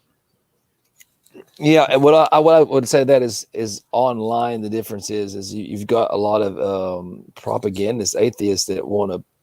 I'm telling you, they want to evangelize, and I've had them do it to me. I've had them say, come on, jump in. The water's cold, but it's refreshing. I've literally had that said to me, and so I'm like, if this happened like 10 years ago when this happened to me, I was having a talk with somebody like we're doing now, and then like Sal was saying, it was somebody that was, I believe, I'm a believer, they weren't a believer, so we were talking, but he just kept on. He did more than nudging, like what Sal was saying. He tried to evangelize me or try to make me doubt my faith, and luckily that I was able to look at all the evidence, and I knew better, but. It's when they get to that point, then it's like we got to go on the offensive too. I guess. So is that it? You're trying to counter? Yeah, I would say I am. I would, or not. I would like to be a part of helping to just present the both sides. Right. You've got evidence that so-called evidence for evolution, and we think we have evidence against it, and let's see what the better evidence is. And that's why in the last 5, 6, 7 years with intelligent design on the scene, it seems like it's got a lot more traction, because like 10 years ago, and trust me, I was on the internet, do the same discussions or debates. The evolution had the market, or the atheists, I would say, had the market cornered, because they just had more, we're online a lot more than, and so you would be outnumbered 10-1. Now, not so much, which is a good thing. It's a good thing. I echo that, because I'd been in the debates for 20 years and they've just given up. You either get, unfortunately, they're attacking Christianity on the whole in other ways. Yes, sir. Sometimes more violently. An elder at my local congregation was the victim of an assassination attempt because he works for the Family Research Council. And there was an assassination attempt by Floyd Lee Corkins. He was the Chick-fil-A killer. And thankfully, the guard restrained him. Now, a lot of people, I only found this out recently, the Family Research Council, which is a conservative think tank, it was started by someone in the Delta Force. So the guard they picked was really good. He got shot in the arm and he restrained the assailant. And so he saved the lives of a lot of people. So where I was headed with that is they're not winning on the evidence anymore. Not that they ever were, but they had arguments that were at least halfway plausible 20 years ago, meaning we didn't have experiments and observations to counter what they had to say. But now we have a lot of evidence that's come out in the study of just how biology works. So some of it I actually presented tonight. I mean, some of the stuff that I was showing tonight was not really much in the textbooks or front and center like it is now. We have a lot of data now with simulations and visualizations that wasn't as readily available. It may have been, the data may have been there, but it wasn't as accessible as it is now. It's just it's just flooding in. Yeah, like with the animations of the cell, that when I remember when I first started seeing that, even the crude ones, it's like you can see that it's actual a factory going on in there. But Yeah. yeah, you're definitely right, because it takes a little bit of time for when they put something out. We always say just wait a couple years and we'll have it debunked. Creationists will debunk it, but it can take a little bit of time, because they'll put something out and it'll be in all the magazines and it'll be the next thing, the biggest thing, and then we'll find out there's an explanation for it. And I went on the Invincible Junk DNA on the Raging Atheist stream, which Leo was on there. Even then, Dan was talking to Lena about it in the chat earlier. Dan Carnell showed up at the very end to kind of pull some damage control, because I was showing that, and there are papers on this, that, the non-coding ranges, if they would have been looking at it from the point of view of the designer or creator, we would have been further along in modern medicine. So, and then he comes on and he still, I asked him, I said, how much do you think and then it is still would be considered junk DNA? And he said firmly 50 to 60%. Now that is, I was being generous when I said 80 to 90%. I think Lena said they were saying like it was even higher than that. And I do remember it being very high. And he put up a couple little graphs and tried to refute, a little bit, or did a little damage control was the way I look at it. But because well, I cited the paper or the magazine had cited, there's the same one where he was putting up his study.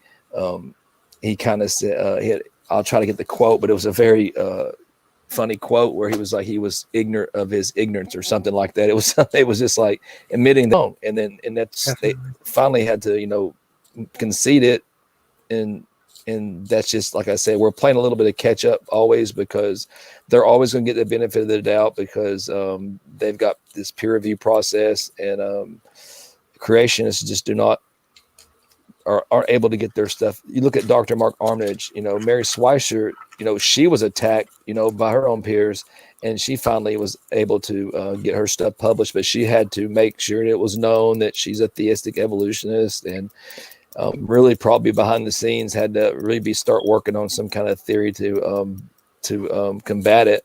But Dr. Mark Armitage just came straight out and was like, refuted her and said, this is my finding. I found this in 1.5 feet deep in the ground, Triceratops horn. It was broken. There's all kinds of matrix in it. It was just, there's no way this could have survived that long. He even showed, like, on the osteocytes, the Philippodia, you could just see the stretchy material. There's just no way that something would not have eaten that, you know what I mean, or degraded it. Even if it was in a refrigerator, it would have about 65 million years, it would have just degraded.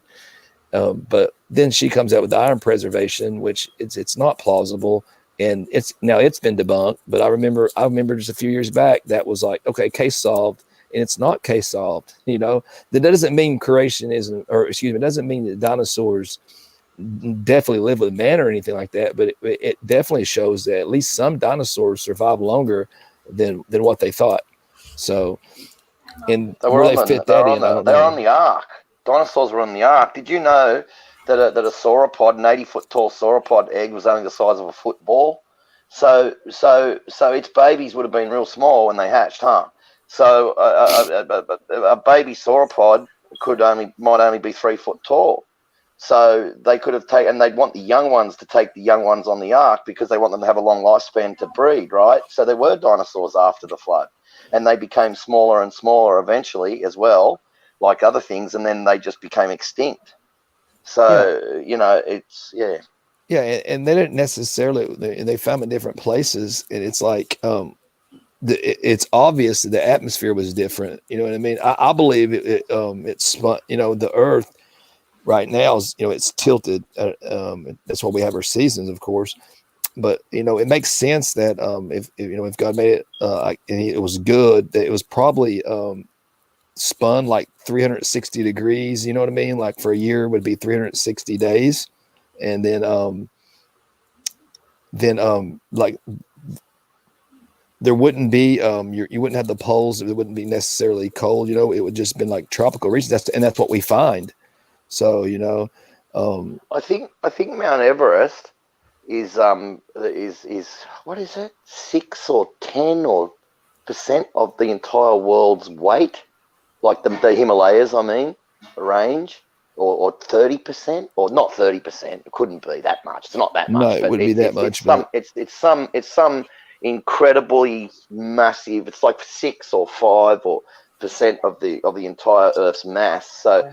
And they don't believe that the Himalayas were there at the beginning of the flood. So they believe when the Himalayas at the end of the flood were pushed up as the continents smashed into each other with the hydroblade theory, that created an imbalance which made the Earth.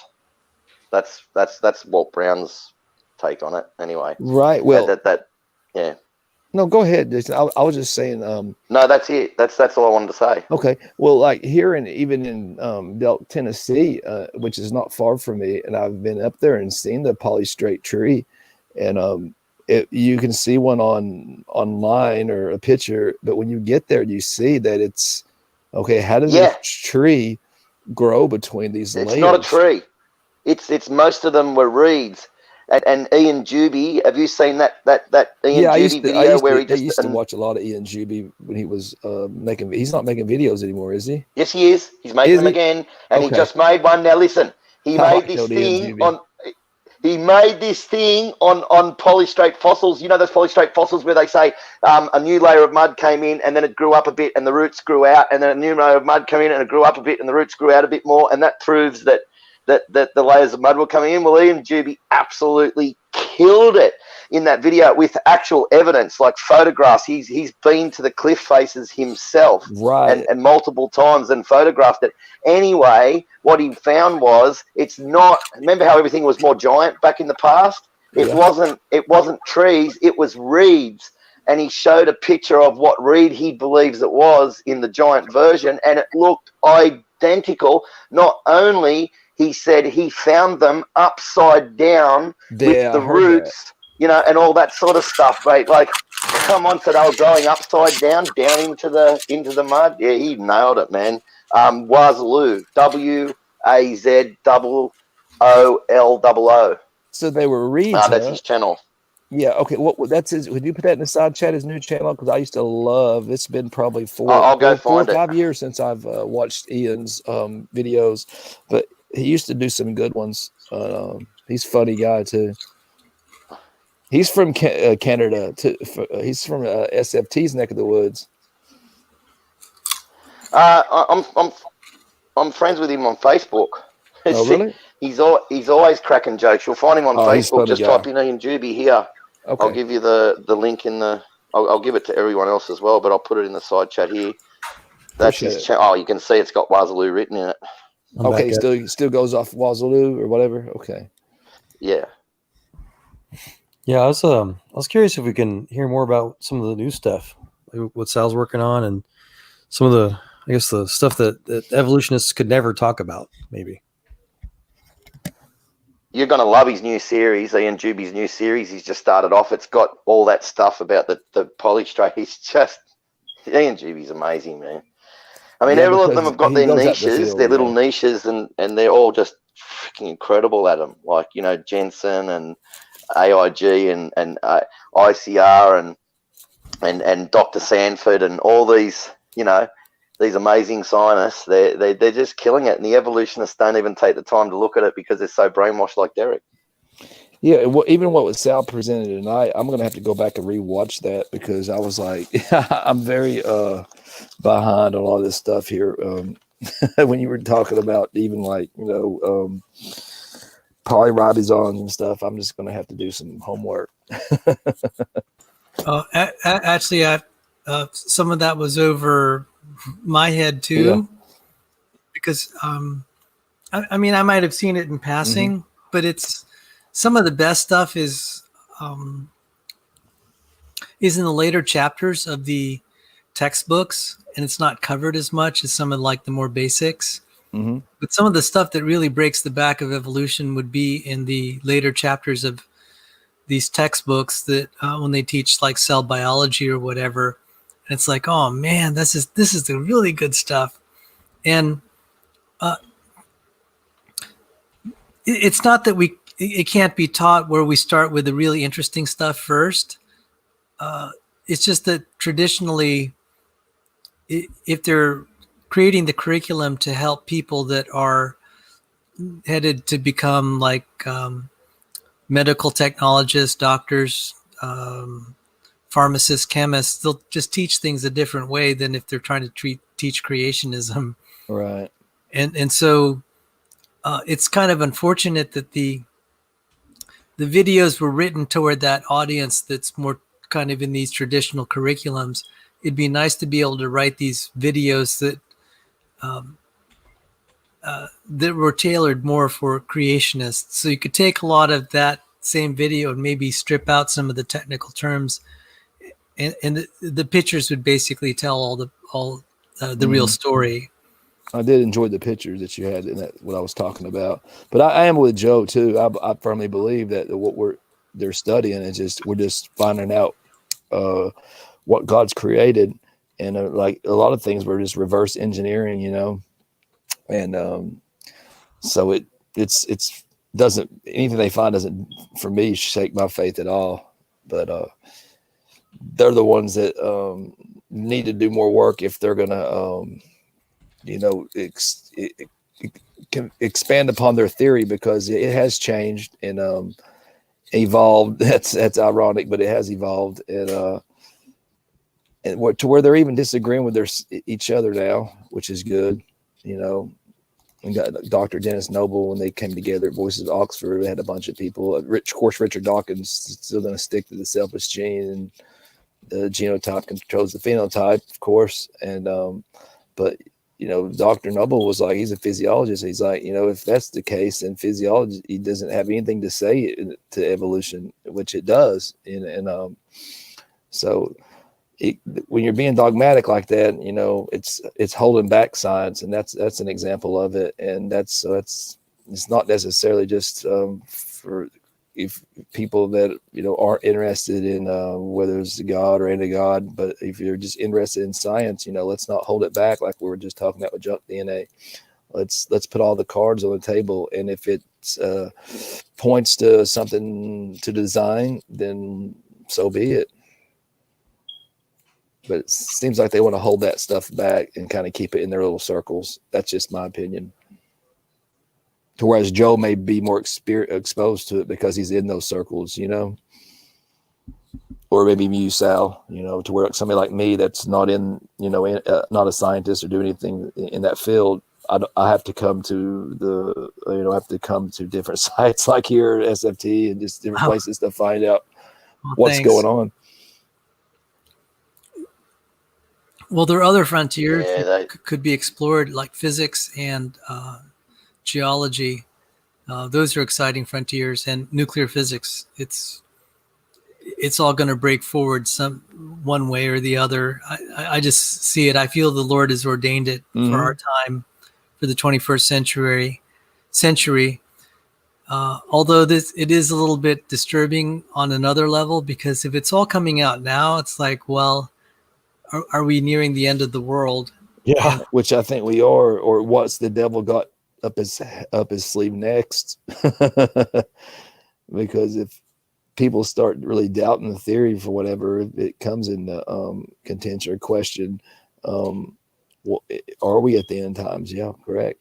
Yeah, I'll be real blunt about it. A lot of this stuff, it's not about a common, you know, what do you want to call it?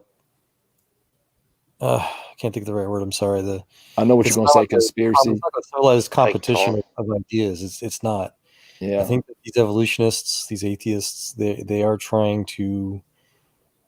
They don't believe the stuff that they publish. They don't. This is all really specifically about politics. It's about trying to push a an agenda, progressive agenda. Yeah. It's increasingly words. Yeah. Because I think people, you know, a lot of especially Christians, but just theists in general, are just naive to that. They want to assume that people in general are good and you know, just decent people. And I think that a lot of this stuff that we're talking about, just that these people aren't. And I get frustrated with it. I have talked with so many other people on there. So again, a lot of the stuff that we're doing in the forefront of science, the quote unquote bleeding edge of science and technology, as they talk about it. So like Elon Musk's his famous thing, the Mars push. That's not just a gimmick. It's not just a silly stupid thing a lot of people are trying to make. It's literally, as he calls it, his backup plan for humanity, and his public relations is his nice way of putting it, to not sound too crazy. To get into politics is things like famines or plagues or asteroids, things like that, non-human related thing. But behind the scenes, he's very concerned about the human related catastrophes that are always over the corner. When the COVID started hitting, for example, and we started doing all these lockdowns, for a little while, he was ranting and raving all over the public blog sphere and Twitter sphere and all that. He was calling this fascism. This is why are we allowing these fascists to force us to stay home? He was very upset, and he's divested almost all of his other projects now, except for the ones that are profitable, of course, to pay for this Mars trip, because people that are on these forefronts of technology, they're literally trying to find out ways to get ready to defend humanity from these people we're talking about. And it's not just them either. I've got quotes from Einstein, from Planck, Jastrow. I got scientists for all the way back the last century, trying to warn people about the literal dangers of I don't know if you want to call it evolution or atheism. It's the same thing to me. Me too. But people just forget. It is. They just forget. This is a literal war. It's not just a nice casual competition of ideas anymore. It is a war. It's a war. It's a war. All they want to do, they want to teach kids just to be. They can't control Christians, because so easily they don't. The reason why they hate Christianity above all others is because all other religions have got class systems. They've got the elitists and they can control everything. Whereas just to give you an idea, I won't go on for too long. Just when King James wrote the Bible, he actually weakened his position by telling the truth. There was things in there that said the king shouldn't have this and the king shouldn't have that, and I mean, if he'd fudged the Bible, or someone had fudged the Bible, these people that wrote it, they'd take things like that out to increase their power. Anything that decreased their power, they wouldn't want it in there, right? It's like what the Chinese Communist Party do. They take away anything that decreases their power. They remove it out of the Bible and tell you can't teach it, or just print Bibles without it in it. So. Well, we know how it's going to end, but the thing is we may think we're approaching the end times, and it may be 100, 200, 300, 400 years away. We don't know for sure. So how what it might end up being like, but so we need to it's just do our part and helping as many people as we can come to Christ, so that they see so that they can pass to the next generation. Because if it's I could very well see, and Jason's point, in certain classes there are, apart maybe from like Islam or that region. No, Islam's the most horrid. Yeah, I understand. Wild. I agree totally. But you take somewhere like China, where they just don't even allow. Like they'll take like the Muslims there and India. try to retrain them, to completely get religion out completely, and that's what's really scary. Yeah. Yeah, whereas India doesn't do that so much. India has a class system where if you're in the lower classes, you're never going to climb out of it. Whereas in America, you've got a chance. You can climb up if you work hard, whereas they just keep you down in India. And Trump's on board with, I think Trump's on board with like Elon Musk. He's like, if you want to use their stuff to go to Mars, he's here to help. So I don't see Trump having any problem with stuff like that. And I don't think it's necessarily bad. Elon, is a bad person or anything. I think a lot of the stuff he's doing is just trying to do what his cars use NASA, just as much carbon as a diesel truck. Yeah, what NASA? That? He's doing what? He's the carbon and energy it takes to produce the batteries and everything for these trucks is almost on par, and the lifespan of them and having to change them over for the amount of carbon it takes to make them is almost on par with a petrol car or a diesel car. Yeah, well, it's actual. They actually did the math on it. So these electric cars, everybody thinks they're saving the environment. They're driving around, and may as well just drive around a nice new diesel, and they'd be pumping out the same amount of carbon. Yeah, That's actually the problem I was analyzing. I was just like, okay, so where is the source of energy to make the electricity coming from too? That as well. Yeah, you're right. And well, if we all looked in California this year where they had the blackouts and saw that they didn't have the capacity to store the energy that they did create through wind turbines and whatnot. And I think, Joe, maybe we had discussed. We have discussed before about putting the in the oceans, the turbines in the ocean. We did. I think that would be turbines and Tasmania's got the massive rainfall. It's got massive amounts of dams for how tiny the place is, and they can't keep up enough. And it's only got a population of 500 and something thousand, and they can't. And they've got massive hydroelectric projects everywhere, and they have to import most of their energy across 360 miles across ocean, Bass Strait, to get it to Tasmania from Victoria, and that's coming from coal-fired power stations over there. And you know, this green energy stuff, it's so much energy to produce it and to maintain it and everything. It's just, but here's the thing, it's a good idea, but like if is a good idea, but if we're like, and we do have some lower carbon emissions right now since like I think they said like the 50s, but the thing is if we're spending all this time and energy, but China's just still it won't make a difference. Yeah, it won't make a difference. It won't make a difference. They're going to get so far ahead of us that we're, you know what I mean? By what I mean cheating is how I'd call it. But yeah, they are. But it's not this. It's this. Carbon is 0.04% of the atmosphere. 97% of that 0.04% of carbon is made by natural sources.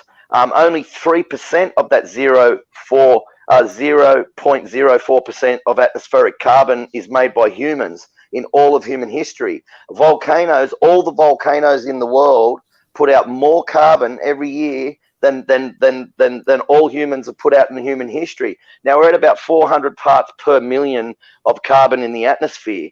Plants grow best at 1,500 parts per million. This carbon thing is the greatest load of garbage. Also, they say that methane goes up into the atmosphere, and 1 ton of methane is equivalent to 20 tons of carbon as a greenhouse gas, but it can't stay up there.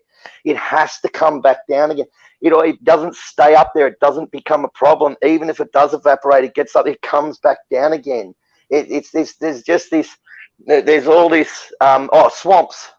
They want to save all these swamps, and all these swamps put out nitrous oxide. Nitrous oxide as a greenhouse gas is equivalent to 200 tons of carbon each ton of nitrous oxide. And it's the greatest lie. Warmings and coolings are driven by cloud cover, global cloud cover, and sunspots. And it's been proven. There's guys that have predicted, okay, this sunspot's going to move away from the Earth, the cooling's going to stop, and it's going to start heating up. Also, the oceans are so vast and deep that any warming and cooling takes up to 800 years to show up in the oceans. Another thing that I already said that last night about the Antarctica, I found out how much snow falls on Antarctica.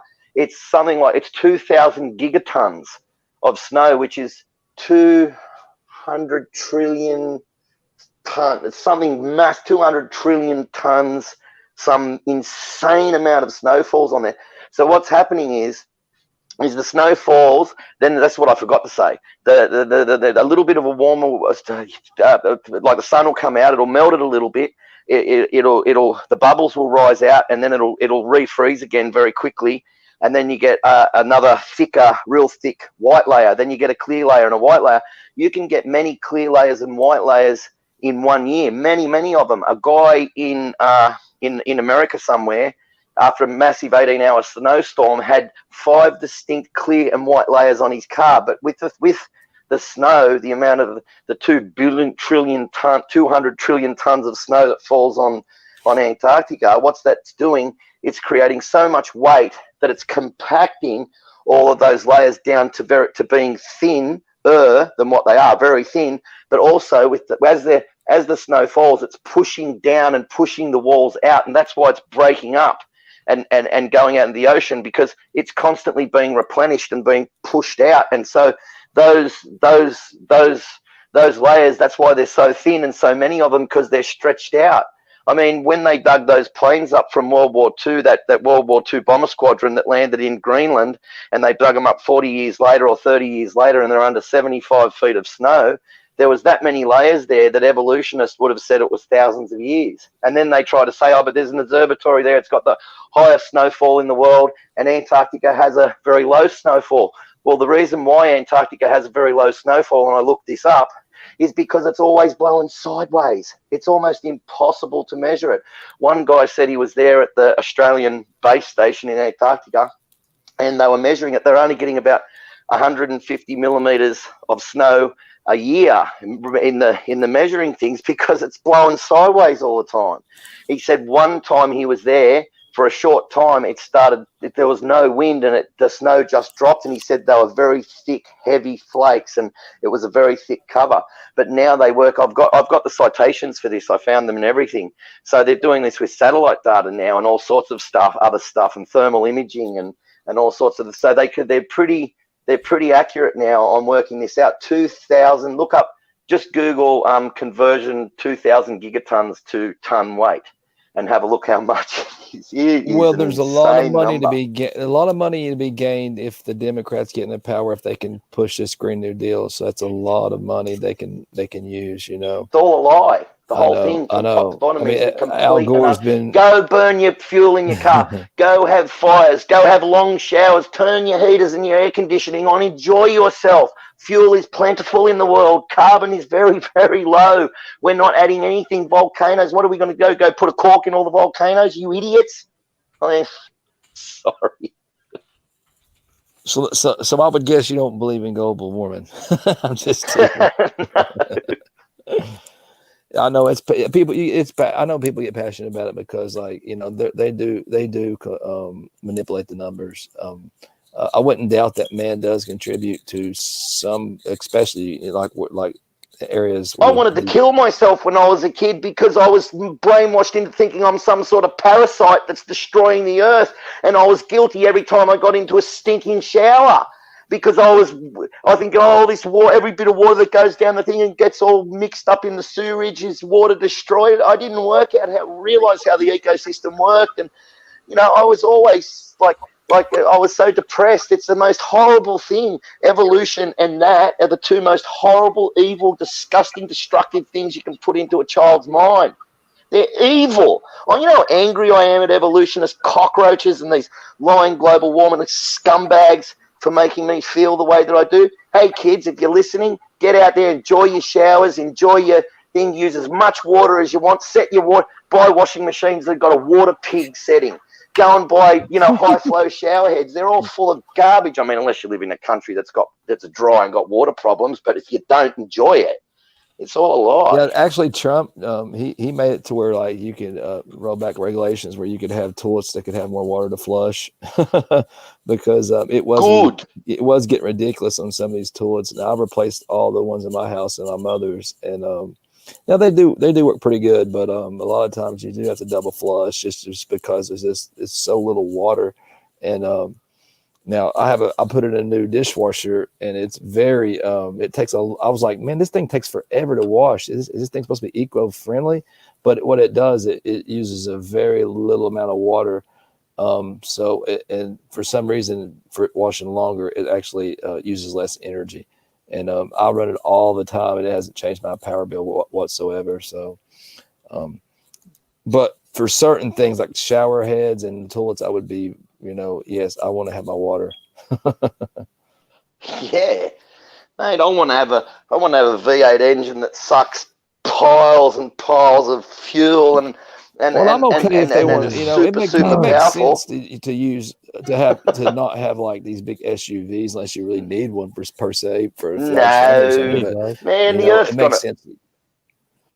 No, the Earth's going to end a long time before Jesus Christ's going to come back. The Earth's going to end a long time before we drain the oil supplies out of the ground, mate. I mean, America's got $50 trillion worth of oil beneath the ground. North America, not South America. $50 trillion. Hey, It's incredible. Australia's got about the same amount beneath its natural soil. gas. And that's more than the Middle East. That's like 5 times more than the Middle East or something. They're I don't know. It's turning that massive. into oil now, and that's my biggest worry. I don't want to get too far into this topic, but my biggest worry is that if Biden does get in, that we're going to lose our energy independence. We just got off of being dependent on the Middle East, and you look at gas prices, how cheap they are, and how they bought. No, America never got most of its oil from the Middle East. It got most of it from South America, which always. We just didn't have. I know why they're in. You know, to yeah, that's our problem. We just didn't. We didn't really have the need to make the refineries.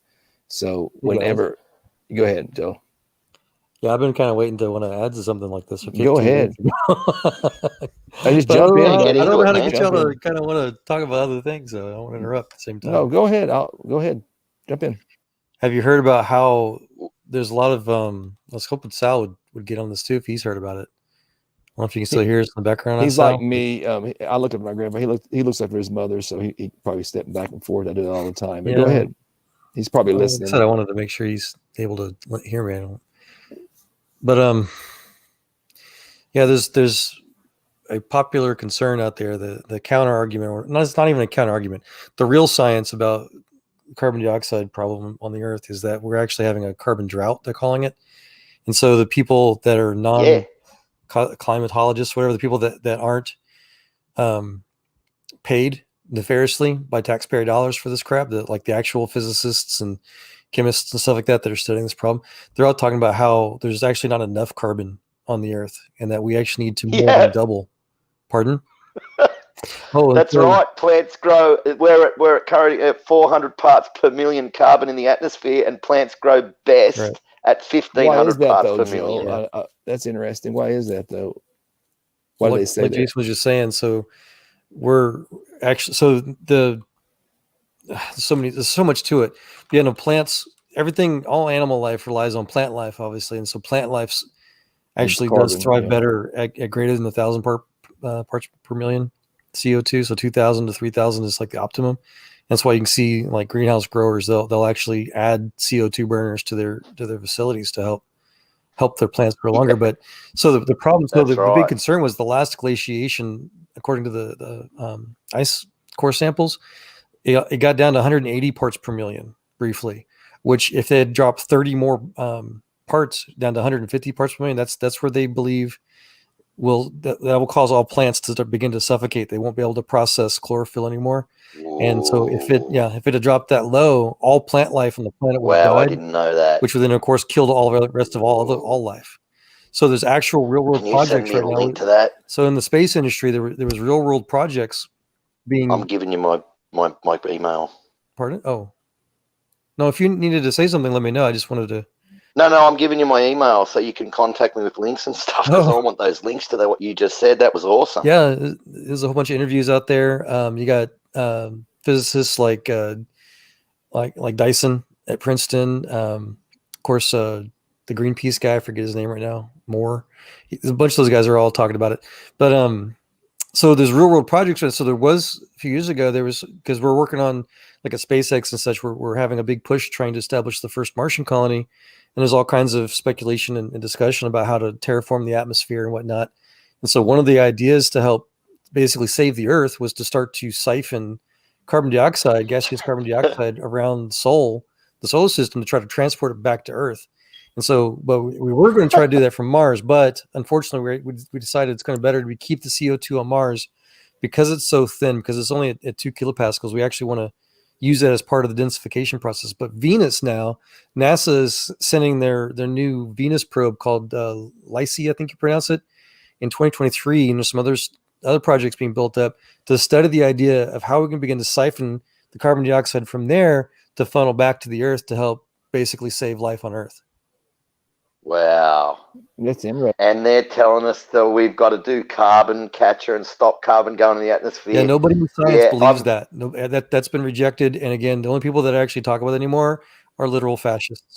Communists. Communists. They're outright communists that want to control every single. But basically, they want to turn America into China. That's the power they want. Those grubby Democrats, they look at, and then they're all a bunch of communists these days. those grubby Democrats look at the delicious power that the Chinese Communist Party has, and all the corruption and money that they've got, and they can just basically they rape and murder at will and kill their people like flies whenever they want. That's what those upper echelon elite bastards want. Yeah, so there's all kinds That's what they use. They use climate control to control us. Climate change to control us and to force us into giving up rights, and so on and so on, as you know.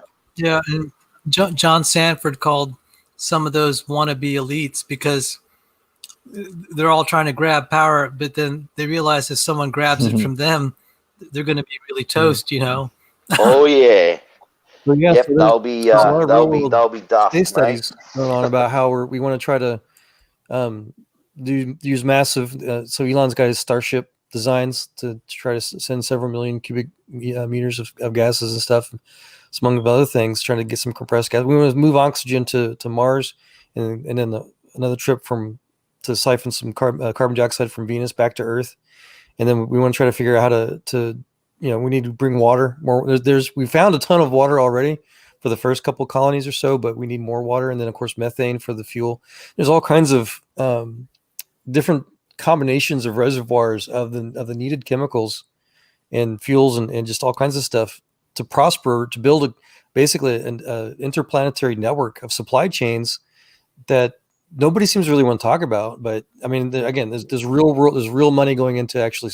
Those are what I think are the real studies for the future. Yeah, Joe, as a layman, to me, it just seems like that would be so much energy, and it would be so expensive to do that.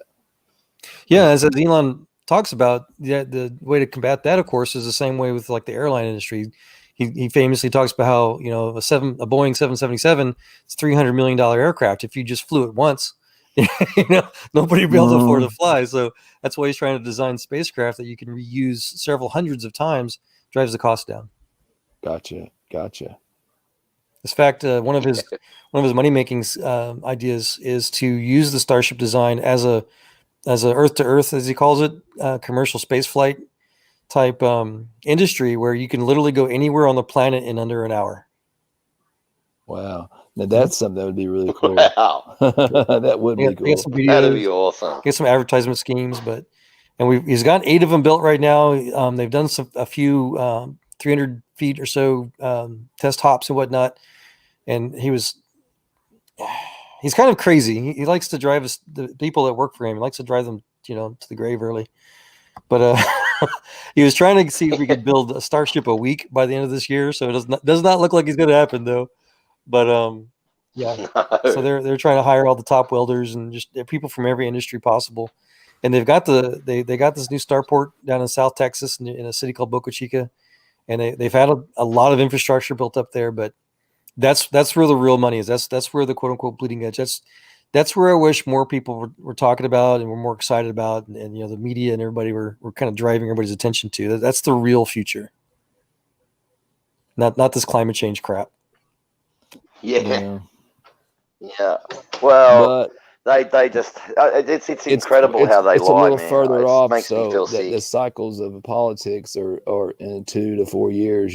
So if it's not something that's going to be beneficial in 2 to 4 years, politicians, they're not going to gain from it.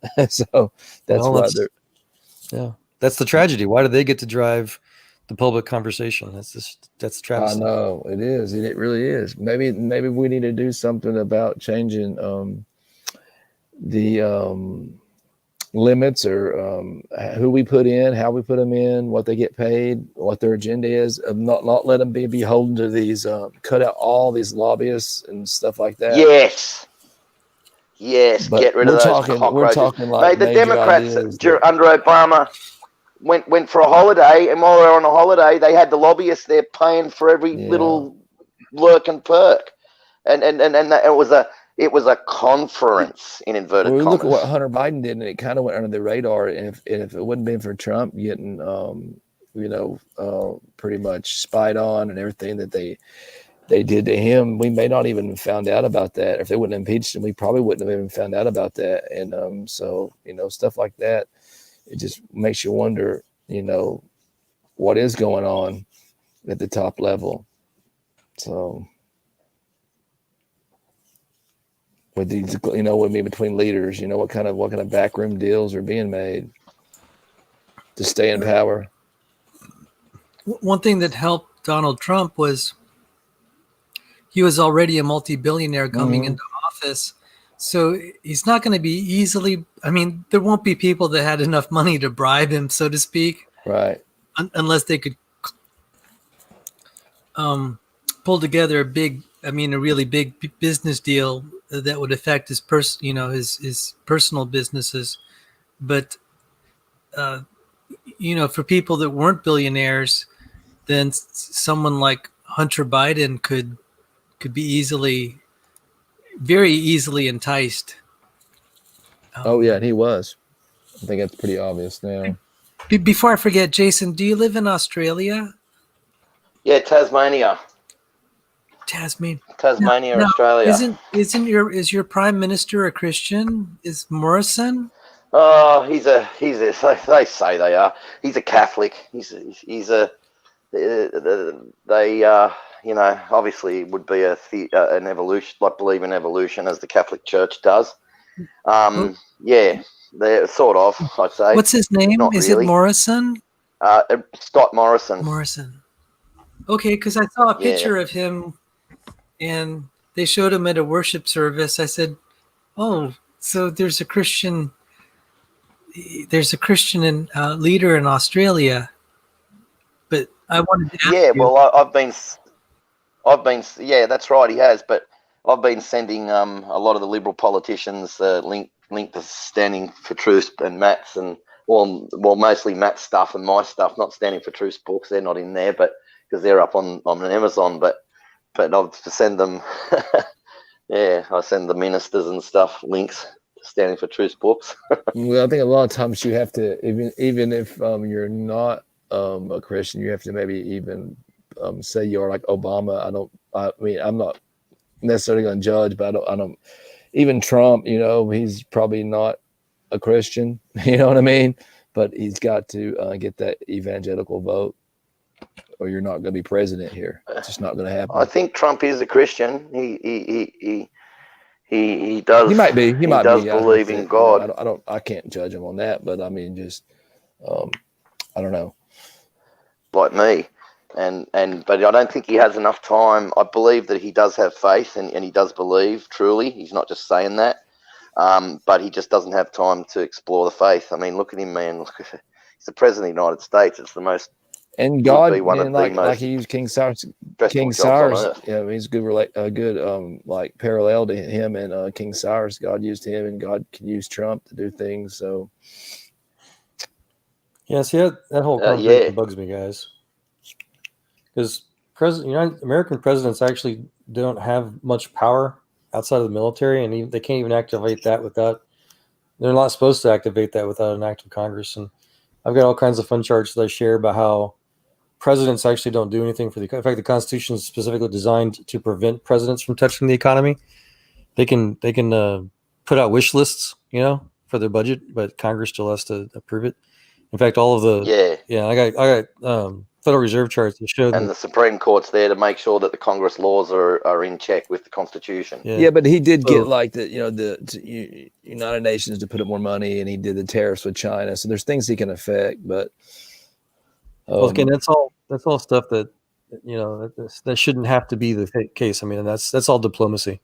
But regardless, well, why should America have to pay to protect Europe and Germany and spend all those billions and they don't put in bugger all? Tough them, mate. What I wanted to, they should put it in. Yeah, what I wanted to. That's like if I say go to a security company, I want you to send over security guards to protect my house, but I'm not going to pay you anything. What I wanted to point to, they tell me to get actually stuff. More specific, was how George Washington, for example, where he pointed out how the idea that we could devolve into a two-party system was going to be the most frightful despotism possible, and how basically the country turned into how it turned into and I could find the quote to get it more precise, but basically how what we're doing now, like we're doing tonight, even where we're trying to pitch one guy against the other for the most powerful man in the country or the world, whatever. That's how liberty dies. Oh, gentlemen, I'm running out of You got to gas. go to bed. I understand. Go to bed, I man. understand that. But this isn't goodbye. I look forward to hanging out with I you all always guys. enjoy your chat. Yeah. Oh no, I'm late. It's 2 minutes past 1. Yeah. My school project was due at 1, so I'm late. Oh well. Yeah. So Chris, Uh-oh. Okay. Jason, could you close Sorry. us in prayer? Yep. Okay. Heavenly Father, please bless, heal, and protect everybody. Send your angels to all the people that need help and protect them. And most important of all, feed the sick and open up everybody in the world's eyes to your truth, love, and light in Jesus' name by the power of the Holy Ghost. Amen. Amen. Brothers, it was delightful, and I look forward to fellowshipping with you all again. And thanks all for who came out to my show. Thank you. Looking forward to part 2. So take care. I enjoyed it. Alrighty. I love listening to Joel talk. He's and Chris and you guys talk. It's I'm learning a lot. Same from you, Jason. And Appreciate it's it. really interesting. So I can't wait till next time. That's it. It's what it's all about, sharing things that we find from different places and let everybody get aware. But yeah, you guys have a good night, and I'm sure, I don't know who's going to do some election coverage, but I'm sure somebody will be the next day or two. So I'm looking forward to that. I will avoid that like the plague. I'm so tired. I'm tired of it too, but I mean, it's going to be all over it. TV, and let's just get it done. But we're not going to know who's going to win for a few days anyway, because it's good. These swing states are nerve-wracking. They're allowing these votes to come in late. So, okay, guys, have a good night. Yep. What good night. did you say, Joel? God bless everybody. Pray for despotism. Yeah. God bless. Catch you later. All right. God bless. See ya. Good night.